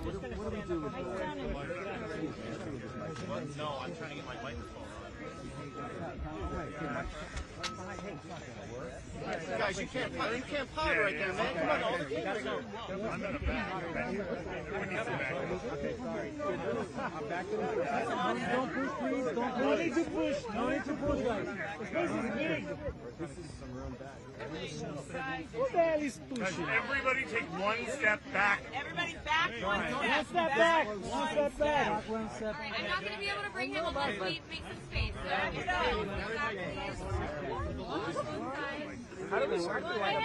guys, stop pushing. Don't push, please. You see Caitlin Collins, back off away from me. Caitlin Collins is this one. You see her looking behind her. She doesn't want people standing behind her, I guess. So I guess they're going to bring Mamdani out here in a second. Made all the reporters run to him. That's definitely Caitlin Collins right there by that camera. And I noticed the other lady from ABC was there as well. This definitely isn't the president. It's got to be Mamdani coming out here.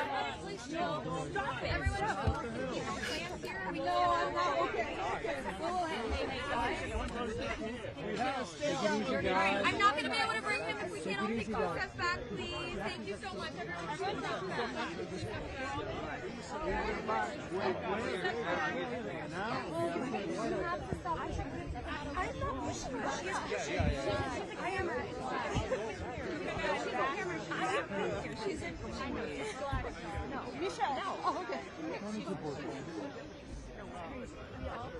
Well,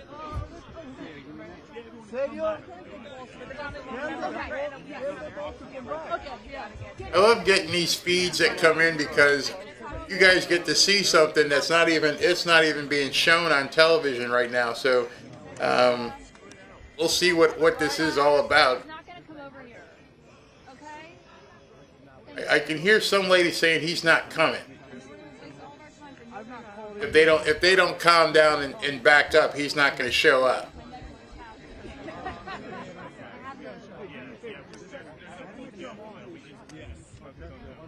All right, so while we're waiting for the Crown Prince to make his way,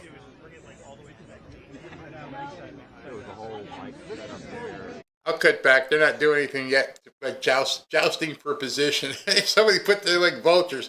Yeah, they are like vultures indeed. I hate to start up again if he's just going to walk out. Well, maybe we'll take some comments. Here, we'll take comments until he comes out before I go back to that video. They're rushing to see Mamdani. Oh man, they cared about the meeting because Dems thought Mamdani was going to fight over Commander in Chief, yet he did have. Is Mamdani ready for this? That's a good question. Is he ready for this? Because don't dare come out here and decide you're going to come out here now and try to trash Trump. That would be really stupid, really dumb. Really dumb to come out here now and say something negative about Trump. I'm checking the networks. Nobody else is covering this yet, so I don't know what's going on here. He's in trouble with the commies. Yeah, exactly. The Crown Prince.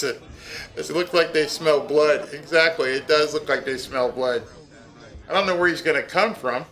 He's going to have to walk through all those people.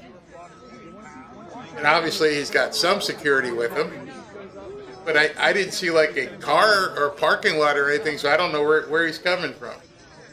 But in any event, let's continue. Who knows? It could be 20 minutes before he just saunters up to the microphone. So I'll keep watching this feed to make sure when he walks up, we can see what's going on. I do see a whole bunch of kids in the background.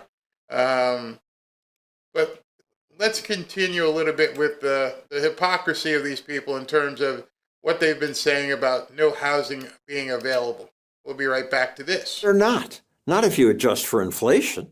Plus, we spend a smaller share of our income on food, clothing, and housing than we did. Here's the data from the Bureau of Labor Statistics. Americans now spend less of our money on food, clothing, and shelter. We have a lot more things, and we don't have to work as hard to get them. When I was a kid, few people lived like people do now. Now it's the norm to go out for lunch. It's the norm to go out for dinner or to order in or to get Uber Eats. My family never went out to eat.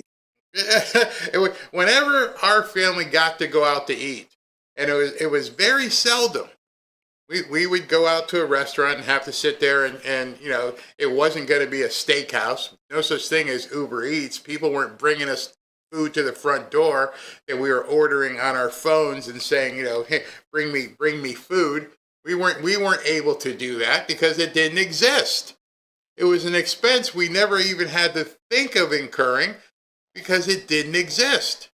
But their creature comforts, by the way, we weren't walking around with $1,000 phones.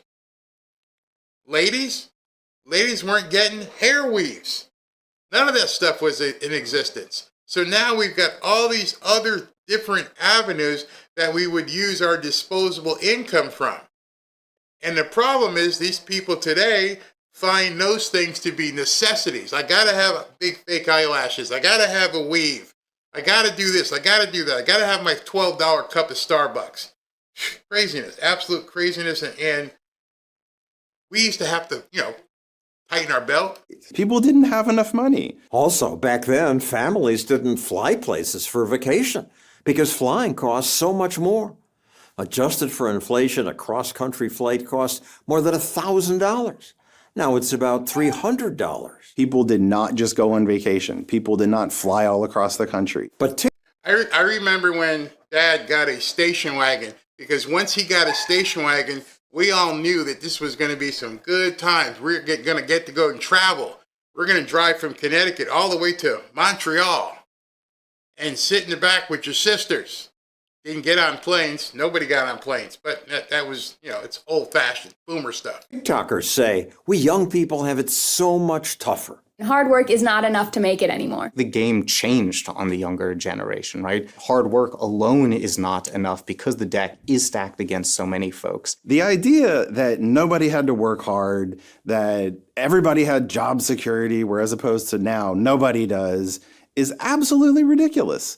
My dad would have laughed at that, and he should have. Income is definitely higher. Jobs are more plentiful. Opportunities are more plentiful. The job offer in under 30 minutes. Unemployment today is half what it was when I was a young reporter. Did you know that? Well, I asked Mark Mitchell that yesterday. I said, do you know what the unemployment is?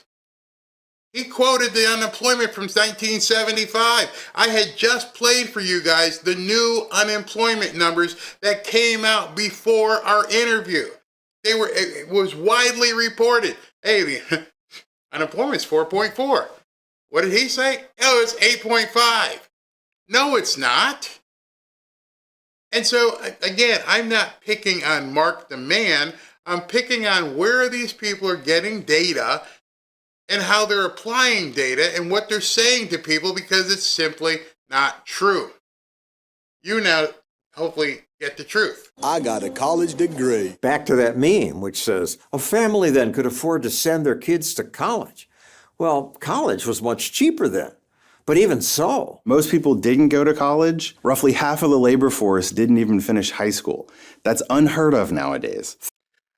I can say with no shame, I would not have been able to go to college if it weren't for the fact that I was a giant steroid crazy guy on a football field.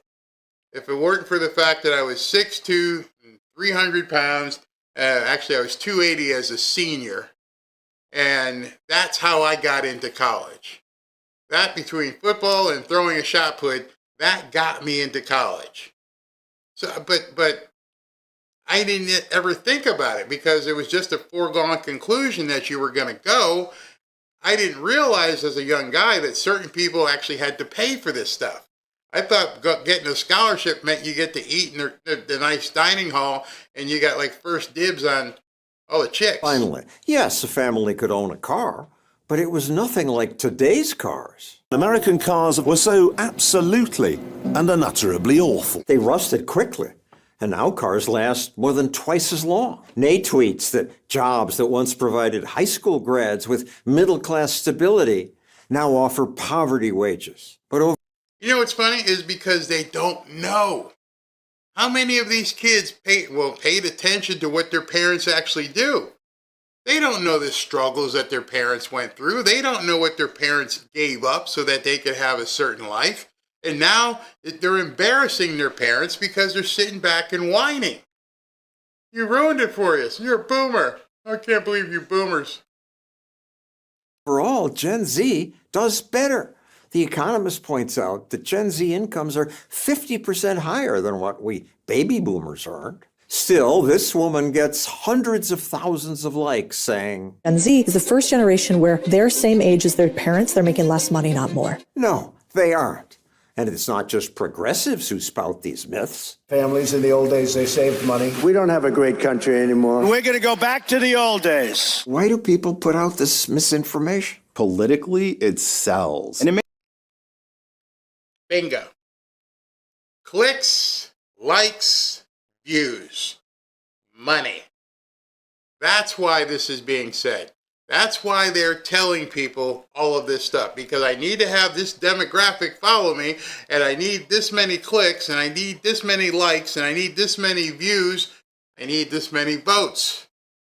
But I think when President Trump says we go back to the old days, I think he has a different thing in mind. I think going back to the old days is about why this entire generation is messed up. You have to go work. You have to earn a living. You have to be productive. And if you're not productive, if you're not working hard, if you're not doing what's necessary to feed a family, if you have a family, then guess what? You're a failure, and people would call you failure. I can't tell you how many times my father would yell at me. What do you mean? I told you yesterday, get out of bed. Dad, I'm out of school. But you're not working. You want to do that football thing. How's that working out for you? Well, not bad. I got signed. You better hope they keep you, he would yell at me. What's your fallback? What do you mean? What's your fallback if you don't make it or get hurt? See, everybody thinks they're 6 foot, 18 feet tall and bulletproof when you're a kid, and then something happens and you blow out your knee and you're like, ooh, what am I supposed to do now? You're supposed to get a job. Makes it really easy for a politician to say, I'm going to fix it. We always have a tendency to believe in the things that are wrong and that are bad. And that's unfortunate because overall, most people have been doing much, much better. To counter the misinformation, Stossel TV created a more accurate beam. Once upon a time, a family who never ate out could afford a smaller home, a car that didn't last long, and they didn't send their kids to college.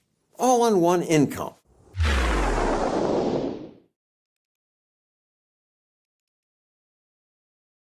The American dream isn't a headline. It's not a handout or a hashtag.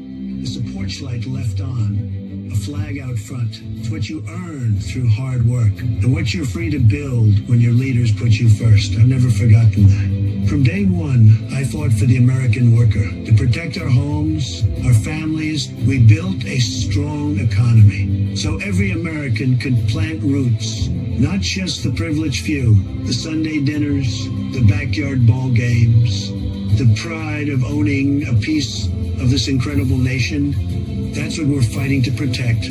That's the spirit we're bringing back. And behind it all, you've got great partners, Fannie Mae and Freddie Mac, helping families turn hard work into home ownership, helping Americans turn dreams into something lasting, something truly their own.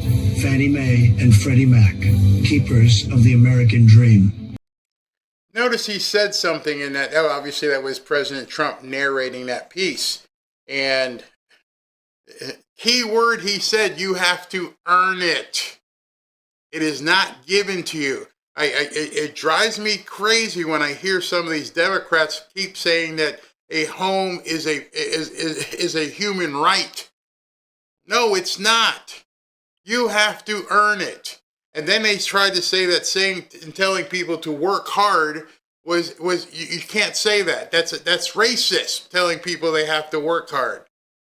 They're trying to strip away everything that allows people to embrace and obtain the American dream. The American dream has been bastardized. The American dream has been made a fallacy. The American dream has been used as a footnote. The American dream is being turned into a giant lie. I showed you that earlier. By saying this was breaking news, if it was breaking news, how did Fannie Mae and Freddie Mac and Ginnie, how have they been around forever? President Trump just said that. I don't know if you guys caught that. Let me play back the last 10 seconds or so because I want you to hear what he says here. Dreams into something lasting, something truly their own. Fannie Mae and Freddie Mac, keepers of the American dream. Keepers of the American dream. It's not new. It's not breaking news. And anybody out there posturing as though something big happened today is lying to people. And maybe I should back off and say it's not lying, it's misinformation. Maybe I should say and give people benefit of doubt. Maybe they don't know. Maybe they heard from Scott Turner today and go, wow, I didn't know there was this program since 1934. I had no idea. That in itself is a problem. I don't know how much research people are doing before they talk. Are they looking up information? Are they getting data? And are they ignoring certain data because it doesn't fit? I've seen so many Democrats completely trash President Trump, and they will say things like he's been bankrupt 5 or 6 times. Number one, it wasn't him. It was his companies. Number two, thankfully, and I'm sure he would tell you, thankfully, I went bankrupt 5 or 6 times. What's that mean? Does it mean you're a failure? No. It means you had the aptitude, the drive, the ambition to keep taking another shot. You know, it would have been very nice or easy for him when the casino went down, like, I can't do it. I gotta call it a day. I'm not going to be successful anymore. Nope, you don't do that. You don't do that. When I'm talking about the houses that I was doing for those people, and I was getting them in the first home buyer program, and some of them did make me 70 or 80,000, and some of them I like, let me just get rid of this thing. Did I stop? Nope, got to keep going. Somehow that has been stripped away from too many people, and it's being enforced. You're being told you can't win. You can't overcome. You can't be better. The deck is stacked against you. Where some people hear that, somebody like me, and I'm like, there's no deck stacked against me. You're not gonna stop me. I don't care how YouTube suppresses things. I don't care if people get mad and downvote videos. Ashley and I talk all the time. She goes, how you feeling about things? I don't care. I'm moving forward. You're not going to stop me. We got hacked, 2 weeks ago? Okay, keep going. I'm not going into a fetal position and calling it a day. Been through way too much, way too often to let somebody tell me I can't capture the dream. Because that's the other thing that nobody seems to understand. I just turned 65 in August. Yes, I'm a boomer, but I'm still dreaming. That is something you should never let anybody take away from you at any age. I keep dreaming. I keep pushing. I keep saying, what more? I mean, you see me. We're going to be close to 3 hours before I'm done here.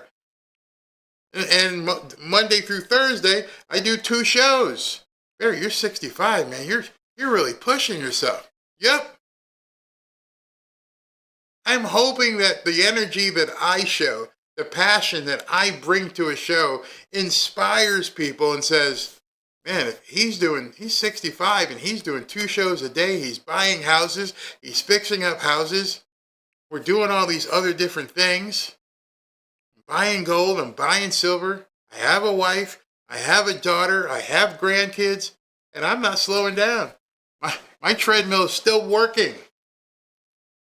And until the big man says, you've had enough here, that's what I'm going to keep doing. I can't imagine being 23, 24, 25 going, oh, life sucks. Huh? Life sucks. You still got 40 years of tread on that tire. You better get your ass going. You're throwing in the towel as a millennial or whatever, Gen Z, I don't even know what the hell they are. You're throwing the towel in now saying you can't do something? I have no patience. I've lost patience. I don't care. I've never surrounded myself with losers. I will never start surrounding myself with losers. Quick example before I go. We bought this house. I've been telling you guys about it. We're fixing it up lightly. And we've got our people down there doing different things. And we have a guy who one of the guys we contracted with to go paint the house. And the HOA called up, the HOA Karens called up and said, hey, you didn't submit, the architecturals and we didn't get 12 copies and blah, blah, blah. And so I called JJ today, and it was so funny. Pastor JJ, my attorney, and I said, JJ, does this HOA have any power of, like code enforcement? No. They have any power to do anything? Or, write stern letters? And I started laughing. He goes, and I go, so should I just go ahead and ignore them? And he goes, I can't answer that question. I'm a lawyer. But I can tell you as your bud who's been around you, you're going to do what you're going to do. And if you're going to do what you're going to do, I got your back. Thank you. That's all I need to know. I'm not going to make you say, yeah, go ahead, Derek. And I can say, oh, Barry, JJ told me to do it. No, he said, I know what you're going to do. I have no doubt how you're going to handle this. I just want you to know I got your back. Thank you for calling me. And if they send you any more letters, send them to me. Not letting things get in front of you. Don't let hurdles be walls. And if they turn into walls, find a way to run through it. Yes, that was probably the way I was bred. That was probably the way I was taught as a young age, but it just completely rubs me the wrong way when I see these kids crying about, I can't do it, it's too expensive, I don't know what to do. And then it gets me even more pissed off when I see people who are supposed to be advocates bamboozling these people. That's why that whole thing with Benny and Scott Turner pissed me off. I hate the fact that they're lying to people. And I don't know what Scott Turner's idea was behind it, but Ashley sent this to me. And I thought hard and long. I'm like, should I, dare I show this? Do I want to show this to people? And here, let me, announcement. We've launched the Make Housing Great Again initiative. I'm partnering with the America First Policy Institute to restore the American dream for young Americans. Our mission is simple: make home ownership and family life achievable and affordable again. The fact that the average first-time home buyer is now 40 is a generational failure and must be fixed. Starting a family at that age is nearly impossible. You young people can't build families without homes, and a nation without families can't survive. I'm excited to work with AFP1, whatever, to deliver and save the American dream. What the hell was the announcement? Where's the announcement? There have been people, including people like Betty, who have been talking about affordable homes for months. And continued announcements and breaking news. What are you doing? What exactly are you going to do to help people get into a new home? Because your videos and your posts don't tell anybody anything actionable. There is no program that I'm seeing that is actually showing people what they could be doing. And so, to each his own, but one of the problems I have is we're looking at something where if there is a problem, there should be a fix. We should be showing people how to do it. When I asked Mark, do you know this program exists? And I was going on that program from 1934, the FHA First Time Homebuyer Program has been there. The thing is, show people, tell them. So what I'm going to tell you right now is Robin and I have decided to not worry about the post. We're not going to keep saying we're going to put something together. I'm going to show you specifically. On Monday, here we are going into Christmas season. I am going to help somebody personally buy a house. I will set the parameters, and you're going to have to, if you want to join, if you want to buy a home, I will show you what you need to do to buy a home. See, one of the things that I remember talking to Robin when we first got married, I go, hey, you want to go to the mall, honey? She goes, I don't need to window shop. I only want to go to the store when I got money in my pocket. I want to know I can buy something if it's, I see something. She goes, your sorry ass ain't got no money right now. But I love you. And so I want to show somebody this. You know, it's funny. I'm talking to you guys and getting me in the spirit. Here, let me show you what I'm looking at. It looks like they're getting ready to light the Christmas tree in New York City. Hopefully there's no music here. You have a moment, as Jessica said, to slow down. And lighting the All-American Christmas tree would not be complete without a few blessings. And to start us off, President and CEO of Samaritan's Purse and the Billy Graham Evangelistic Association, Franklin Graham. Bravo. Thank you. As we come to Christmas, Christmas is about giving. It's about God giving the first gift. He gave his son, Jesus Christ, who came to this earth to take our sins. And he died and shed his blood on the cross for the sins of mankind. But God so loved this world that he gave his only begotten Son, that whosoever believeth in him shouldn't perish but should have everlasting life. God gave the first gift. So at Christmas, we celebrate Christmas by giving gifts to one another. But this is just in honor and memory of what God did when he gave the first gift, his son, Jesus Christ. So at Christmas, we honor Jesus Christ and remember what he did for us. Well said. All right. Well said. Thank you, Reverend. Cardinal Timothy Dolan, Archbishop of New York, is also here with us. Hey, Cardinal.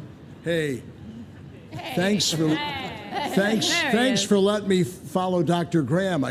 It's like being in the lineup after Aaron Judge. What are you going to do? Great to be with all of you for this beautiful tradition. Let us pray. Dear God and Father of us all, we, your children, admit noticing a lot of darkness around us. Darkness, literally, as the sun hides these late autumn days, as the days are short, as clouds hover, as night arrives earlier. Darkness in the world, with wars and violence and storms, as our friends here at Fox report so well. Darkness in this country that we love, in this city we're proud to call our earthly temporary home. Yes, even darkness inside us as we acknowledge sin, anxiety, and fear. We praise you as the God of light, the light of a Christmas tree we're blessing this evening, the light of an Advent wreath, or the menorah of Hanukkah, the sparkling holiday decorations, Thanksgiving tables, soon with candles and the warmth of family and friends. So we await Christmas, when we'll hear in church the Bible proclaim, the people who walk in darkness have seen a great light. The Star of Bethlehem, the glow of angels, the birth of the one Jesus who would tell us, I am the light of the world, and who would summon us to let our light shine before all. We recall those first words, dear Lord, at the moment of creation, let there be light. With you, the darkness will not prevail. You are God forever and ever. Amen. Amen. Thank you, Cardinal. You know, I'll never forget that moment when Jesse Waters looked over at Harold Ford Jr. and he said, you know, Jesus Christ, he was a pretty good guy. That was a good day. And then Harold said, oh, are you reading the Bible? And he said, no, I was reading Killing Jesus by Bill O'Reilly. Something's never changed. Jesse is hanging with some familiar Fox faces right now. Can the people in the crowd confirm that's your real hair? I think they can if they're looking at me from behind. Greg, thank you very much for that book plug for Bill. I'm sure he appreciates it very much. Ainsley, how are you getting in the Christmas spirit? I've already put up my tree. The lights are on. I do the white lights, my tree in the living room, and then my daughter has a big tree with colorful lights in her playroom. So we're already in the spirit. Is it a real tree or a fake tree? Well, I always did a real tree because my mother liked the smell of the Fraser fir in our house, but I can't do I don't know. I do the fake tree now. Oh, the fake tree. Sorry, Mom, I'm sorry. Okay. Does that mean Sean Hannity has a fake tree too? If I put it up, yeah. Okay. What are you looking forward to, something under the tree on the 25th? Is there a specific present? Maybe a wedding. Oh! That is very beautiful. Next year. Okay, next year is wedding season. Well, thank you very much. Is there any Christmas message you'd like to deliver to America? Well, I loved what Franklin Graham said, that Jesus is the greatest gift, and that was the first gift. So we celebrate him, the birth of our Savior, being with family, carrying on the traditions of our loved ones, like my mom who's passed away, but this was her favorite season. So I put little special things around my apartment that remind me of her, that were hers. So just remembering those who came before us and celebrating with family and being generous. All right, you're a very generous person. I can attest to that. Thank you so much. You're welcome. Harris Faulkner. Hello, Jesse Waters. Merry Christmas. Merry Christmas. What are you looking forward to most this holiday season? Oh, just being with family. My oldest daughter just started college 9 weeks ago, but who's counting? And so this will be our first Christmas we're going to her. Where is she? In Arizona. Wow, that's the kind of Christmas I like. Right. 80 degrees and sunny. No complaints, and the in-laws are there, so it's going to be a really special Christmas. And do we get along with the in-laws? You're on national television. Let me see. Well, with that much pressure, 100%. No, we do. We do. Very good. And is your tree real, Harris, or is it fake? You know, we like a real tree because we can go out together as a family normally and do it. This year we're not doing that. I'm with Ainsley. It's a little hard to do that with, you know, members missing. That's an excuse. Well, we're going to be out of town, and I don't want to become a statistic, you know, of like, oh, the tree that didn't make it, and the neighbors had to call 911. So we're not going to do it this year. But I have to tell you, to me, the thing that brings back, and I've also lost my mom. We're in that club together this year. You know, the thing that does it for me are the smells, the scents of Christmas. So I have already gone through my house. We've got the flowers, the plants, the room spray, all the things. But the cooking, the baking began about 2 weeks ago. And it's so good because that that reminds you of the coziness of Christmas. And I like to be full in the winter like a bear. Greg likes the smells of Christmas, too. Martha, get over here. You know exactly what it means, Greg. How are you doing? I'm doing great. Well, it seems like they got the whole staff out there. I'll cut back to them when they get ready to light the tree because I want to see that myself. But what I was saying earlier is Robin and I have decided to put somebody in a home. And that sounded bad. We're not going to put somebody in a home. We're going to help somebody buy their own home. We've been blessed beyond measure. It's Thanksgiving. It's Christmas. We are going to help somebody get into a new home in the new year. And how we're going to do that? What you have to have is you have to have a job. You have to have the income and the ability to make the mortgage payment. You have to have a credit score in at least 580, 590, maybe even higher. So if you're going to apply, once I put up the page, make sure you already have checked your credit. Go look at your credit. It's free. I don't know if everybody knows that. You are giving a free credit report from each of the bureaus once a year, which is really interesting because at this time, being that it's late November, you can get a credit report now and then check it again in January because it's right after the first of the year. So you're going to get two real quick here if you got to fix some things up. So you got to have the credit or just basic credit. You got to have a job that shows that you can make the monthly payment based upon the house that you want, and we'll give you the down payment. Straight up. We will gift you the 3.5% and probably the closing cost to get you in your home. So right now, if you want to enter, once we put the thing up next week, we put up the sign-up stuff, you're going to have to make sure that you've got the stuff, the goods, you got the right stuff to do it. 580, 590 or above credit score, continuous work history for 12 months or so showing you can make a payment. And if the only thing you're missing is the down payment, I'm not going to do any post. I'm not going to talk about some policy. We're going to give you the down payment. We're going to document the whole thing and show people, hey, I bought a house. It was literally that simple. And so when we pick the name and whoever ends up being the person, we're going to have to do the vetting. So I'm going to put a mortgage broker in touch with you and see what you can do and see what they can do. And you can be wherever in the continuous United States, but you find a house, obviously there's going to be a ceiling. Don't come at me with no $300,000-$400,000 house. All right. But in any event, we'll show you how easy it is to do. It looks like they're getting ready. I'll finish that up in a little bit. Dash, how cool is that? Meanwhile, let's go on over to the stage up here on the roof. And right now he is one of the biggest entertainers in all of Christian music. He's on top of the world and on top of our building. Hey, choir, give it up for Chris Tomlin. So Chris Tomlin's going to sing a song and YouTube's going to bang me. But you know what? It's Christmas. It's Christmas. It's Thanksgiving. So whatever song he plays, we're going to hear it. All right? So get ready for next week. After this song is over, I'll do super chats. But next week, if you start thinking, if you're in an interest, you're looking to buy a house, you need some help, send us an email and say, hey, here's where I'm looking. Here's what it's going to cost. What do I need to do? I'll show you how you need to get a inspection.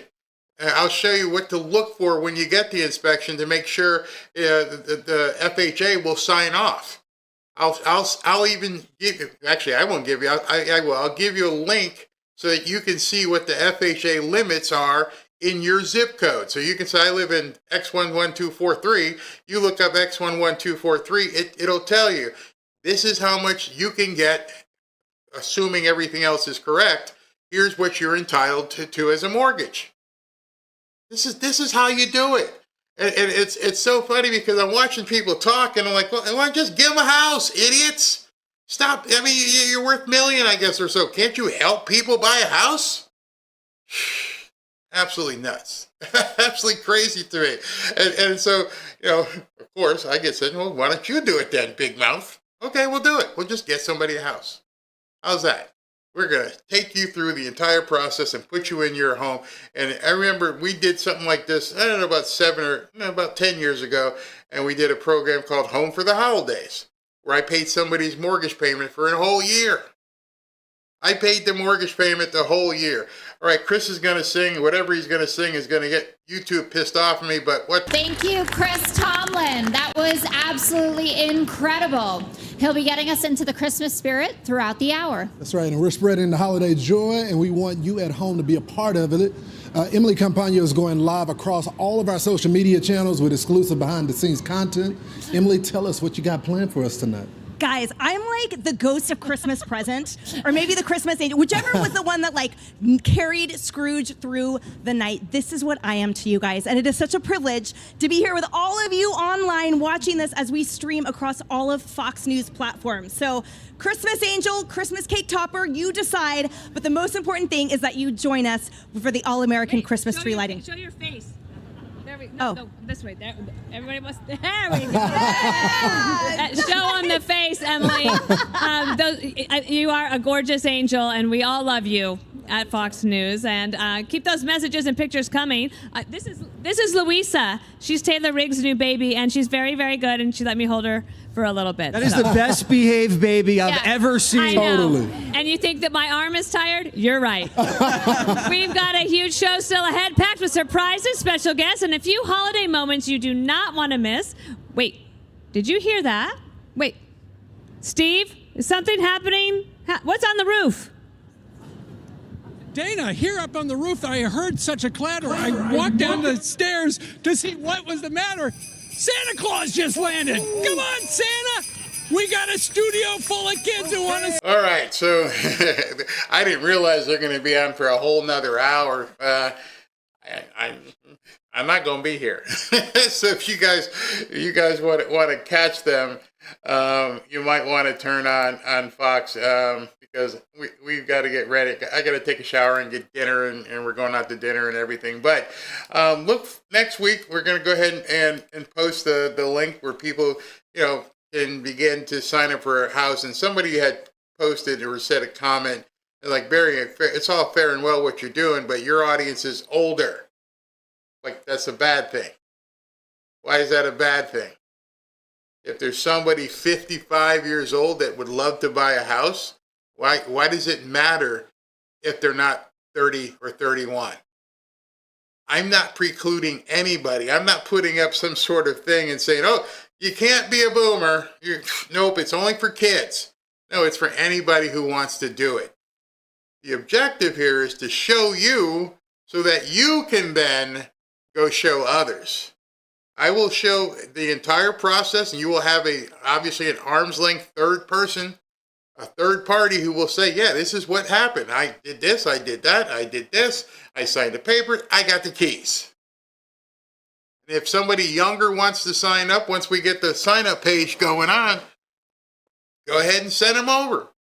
It's on you at this point to show these people on these other platforms, hey, while everyone else out there is talking about it, this guy's going to actually show you how to buy a house for yourself. And the funny thing I bet you will find how many people don't want to do the work. Yeah, that's where the rubber's going to meet the road. Go get your credit report. Look at your credit report. It's going to give you a number. Understand what that number is. Don't get yourself embarrassed and sign up for something and you can't do it. Everybody knows who they owe. Everybody knows what they've done. There should be no skeletons, but there might be something on there that causes you a problem. Then you know what you've got to fix before the next time you try. Your work is to figure out, obviously you have to find some place, find out what the limits are, find a house that you think you might be interested in, whatever that area is. And, you know, I always say the easy part, as I've said many times before, hold on. Yes. Welcome back to a very Brady Christmas. Why they cut off Chris in the middle of his song? That's kind of rude. I'm looking over, I'm like, hey, he's singing again, let's cut the song. And they cut him off. Come on, man, let the dude sing. But I know it's broadcast television, so they can only show so much themselves. But what I was saying is, you know, don't put limitations on things. That's the one big thing that I can also say is immediately people say it can't be done, or it's not going to happen, or you're talking to old people. Okay, well then let the young people watch. When I set this thing up, anybody can apply, but I'm saying, watch, they won't do the work. It'll be amazing to you when you find out that they won't do the work. Many people won't. All right, so let me go ahead and do super chats because I got to get to dinner. Robin's sister is in town, so we're spending some time with her, and then I've got to go get the news on Midas. They were supposed to let us know by 6 whether he can come home tonight. If he can't come home tonight, then we'll get him tomorrow. They're just waiting for him. They're not releasing him until he eats, and then as soon as he eats, we should be good to go. All right, hold on. Let me get ready here. And what you're seeing also with how I'm cutting into the networks is something where when I go into the new studio that's close to being ready, and we're going to go 12 to 3 every single day. This is what I'm going to be able to do. So if there is XYZ person talking on CNN or MSNBC or Fox, I can go right to that person. You can hear what they're saying, and we'll have so much content, and that's going to separate us from what other people are doing. So I hope you guys will enjoy that. I guess Mamdani bugged out and said he's not going to talk because it's been like 30 minutes and they turned off the feed. So, whatever. let him deal with the fallout of how his people think about him at this point. All right, let me do super chats and then get out of here. 1 second. All right, so I got this window put together. I wish they'd light the tree before we leave, but it doesn't look like they're going to do that. Okay, here we go. Brianna Newland, they're watching your YouTube channel and spying on you. I wasn't going to say that, but SS, thank you very much. Amcher, I have a USDA loan. First of all, let's stop there. How many people know what a USDA loan is? Score at the time, 630, no money down, and to pay for the closing. I moved in May of 2019. I did it. Anybody else can do it. How many of you even knew there was such thing called a USDA loan? So many programs out there. And people who have big platforms, instead of just saying, I'm going to do something, do it. Cutting edge. Barry, I understand what happened here is a reset, remember, is because we have to avoid a depression before it happens. The world wants us destroyed, and the enemy is inside. Yes. Mary Boss, shame on Secretary Third. He hasn't even been educated on these first-time homebuyer programs. I'm happy you called them out, Barry. You know, he said, to his credit, he said this, we've been doing this since January. I don't know if he saw,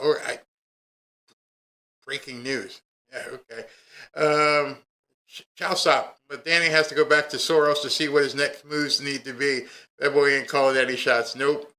Ronald Lopez, thank you. Lynn Hannock, what I saw was Trump humanize himself. He doesn't look like an enemy, and that is terrible for the Democrats, especially if the mayor does well. Exactly. Chiosop, Barry, what if we made a video or step-by-step tutorial on how to buy a home as a first-time home buyer, complete with resources and the steps ahead? I can do that. That's pretty simple. I got to find someplace where I can post this stuff because, not everybody wants to hear it on YouTube, so I'll have to, I'll have some extra time during the holiday season to do that. Kate, thank you. Maverick, Trump, I believe, wants New Yorkers to see and feel what communism really is, and the whole country will witness it. That way no one votes for it ever again. Mm-hmm. And he probably wants Mamdani to have to keep coming to him. Chausop, God doesn't ready the equipped, he equips the ready. All the experiences President Trump has had in his life has led him to be called and protected by God to save this country and, frankly, the world. Well said. Mr. Krabs, do you have any thoughts on Nick Fuentes? To tell you the truth, I don't pay attention to him. I mean, excuse me. There are people, I think, who exist for clicks, likes, and views. I'm not going to mention any names, but I just feel like there are some people who genuinely are there because, put it this way, would you still be doing the same thing if there wasn't clicks, likes, and views and monetization? Now, if all this went away, I'd still be buying houses. Let's see what we got here. Lynn, my two daughters, Linnell, my two daughters got degrees without student loans, working in fields. They got degrees, married, and owned homes before they hit 30. Ooh, very nice. I would hit my applause button, but it's not working because my board's not working. I had to do this whole show manually. Chowsop, there's never any traffic on the extra mile. Love that. Love that. Egg be free. I think the younger folks are also afraid of having responsibility, i.e. not getting married, living at home, or happy Thanksgiving to you, and buying a house. I'll talk to you about that in a second. And Midwest Mom, Mamdani was too afraid to run the gauntlet. He took off. To what Egg Free says, the younger folks are afraid of having responsibility. They don't even know what the responsibility is. The light goes off.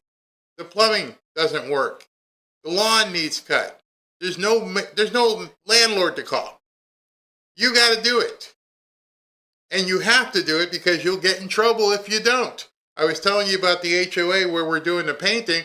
Well, if you're doing anything else, if your lawn's overgrown, the HOA is the least of your problems. You got code enforcement. They'll come in and fine you per day because you haven't cut your lawn correctly. These people are so adversarial to others. And boomers, what do you think is on these committees? Wait till you get a load of some of these Karens that are working on some of these boards. They don't have any idea. No idea whatsoever. All right, everybody. Thank you guys for tuning in. I'm so happy that President Trump actually did come live with Mamdani. We're all wondering. We were all just sitting around hoping it would come on. And he did. So thank you guys for tuning in. And I'll do a posted video Saturday and Sunday, but I don't look to go live. In fact, we're going to be heading into our holiday timing program. But I may go live because I got to test the other studio to see how everything is working. So I'll let you know. I'll post it on X. And I'm going to start using the community post on YouTube as well. All right. Talk to you guys in a while.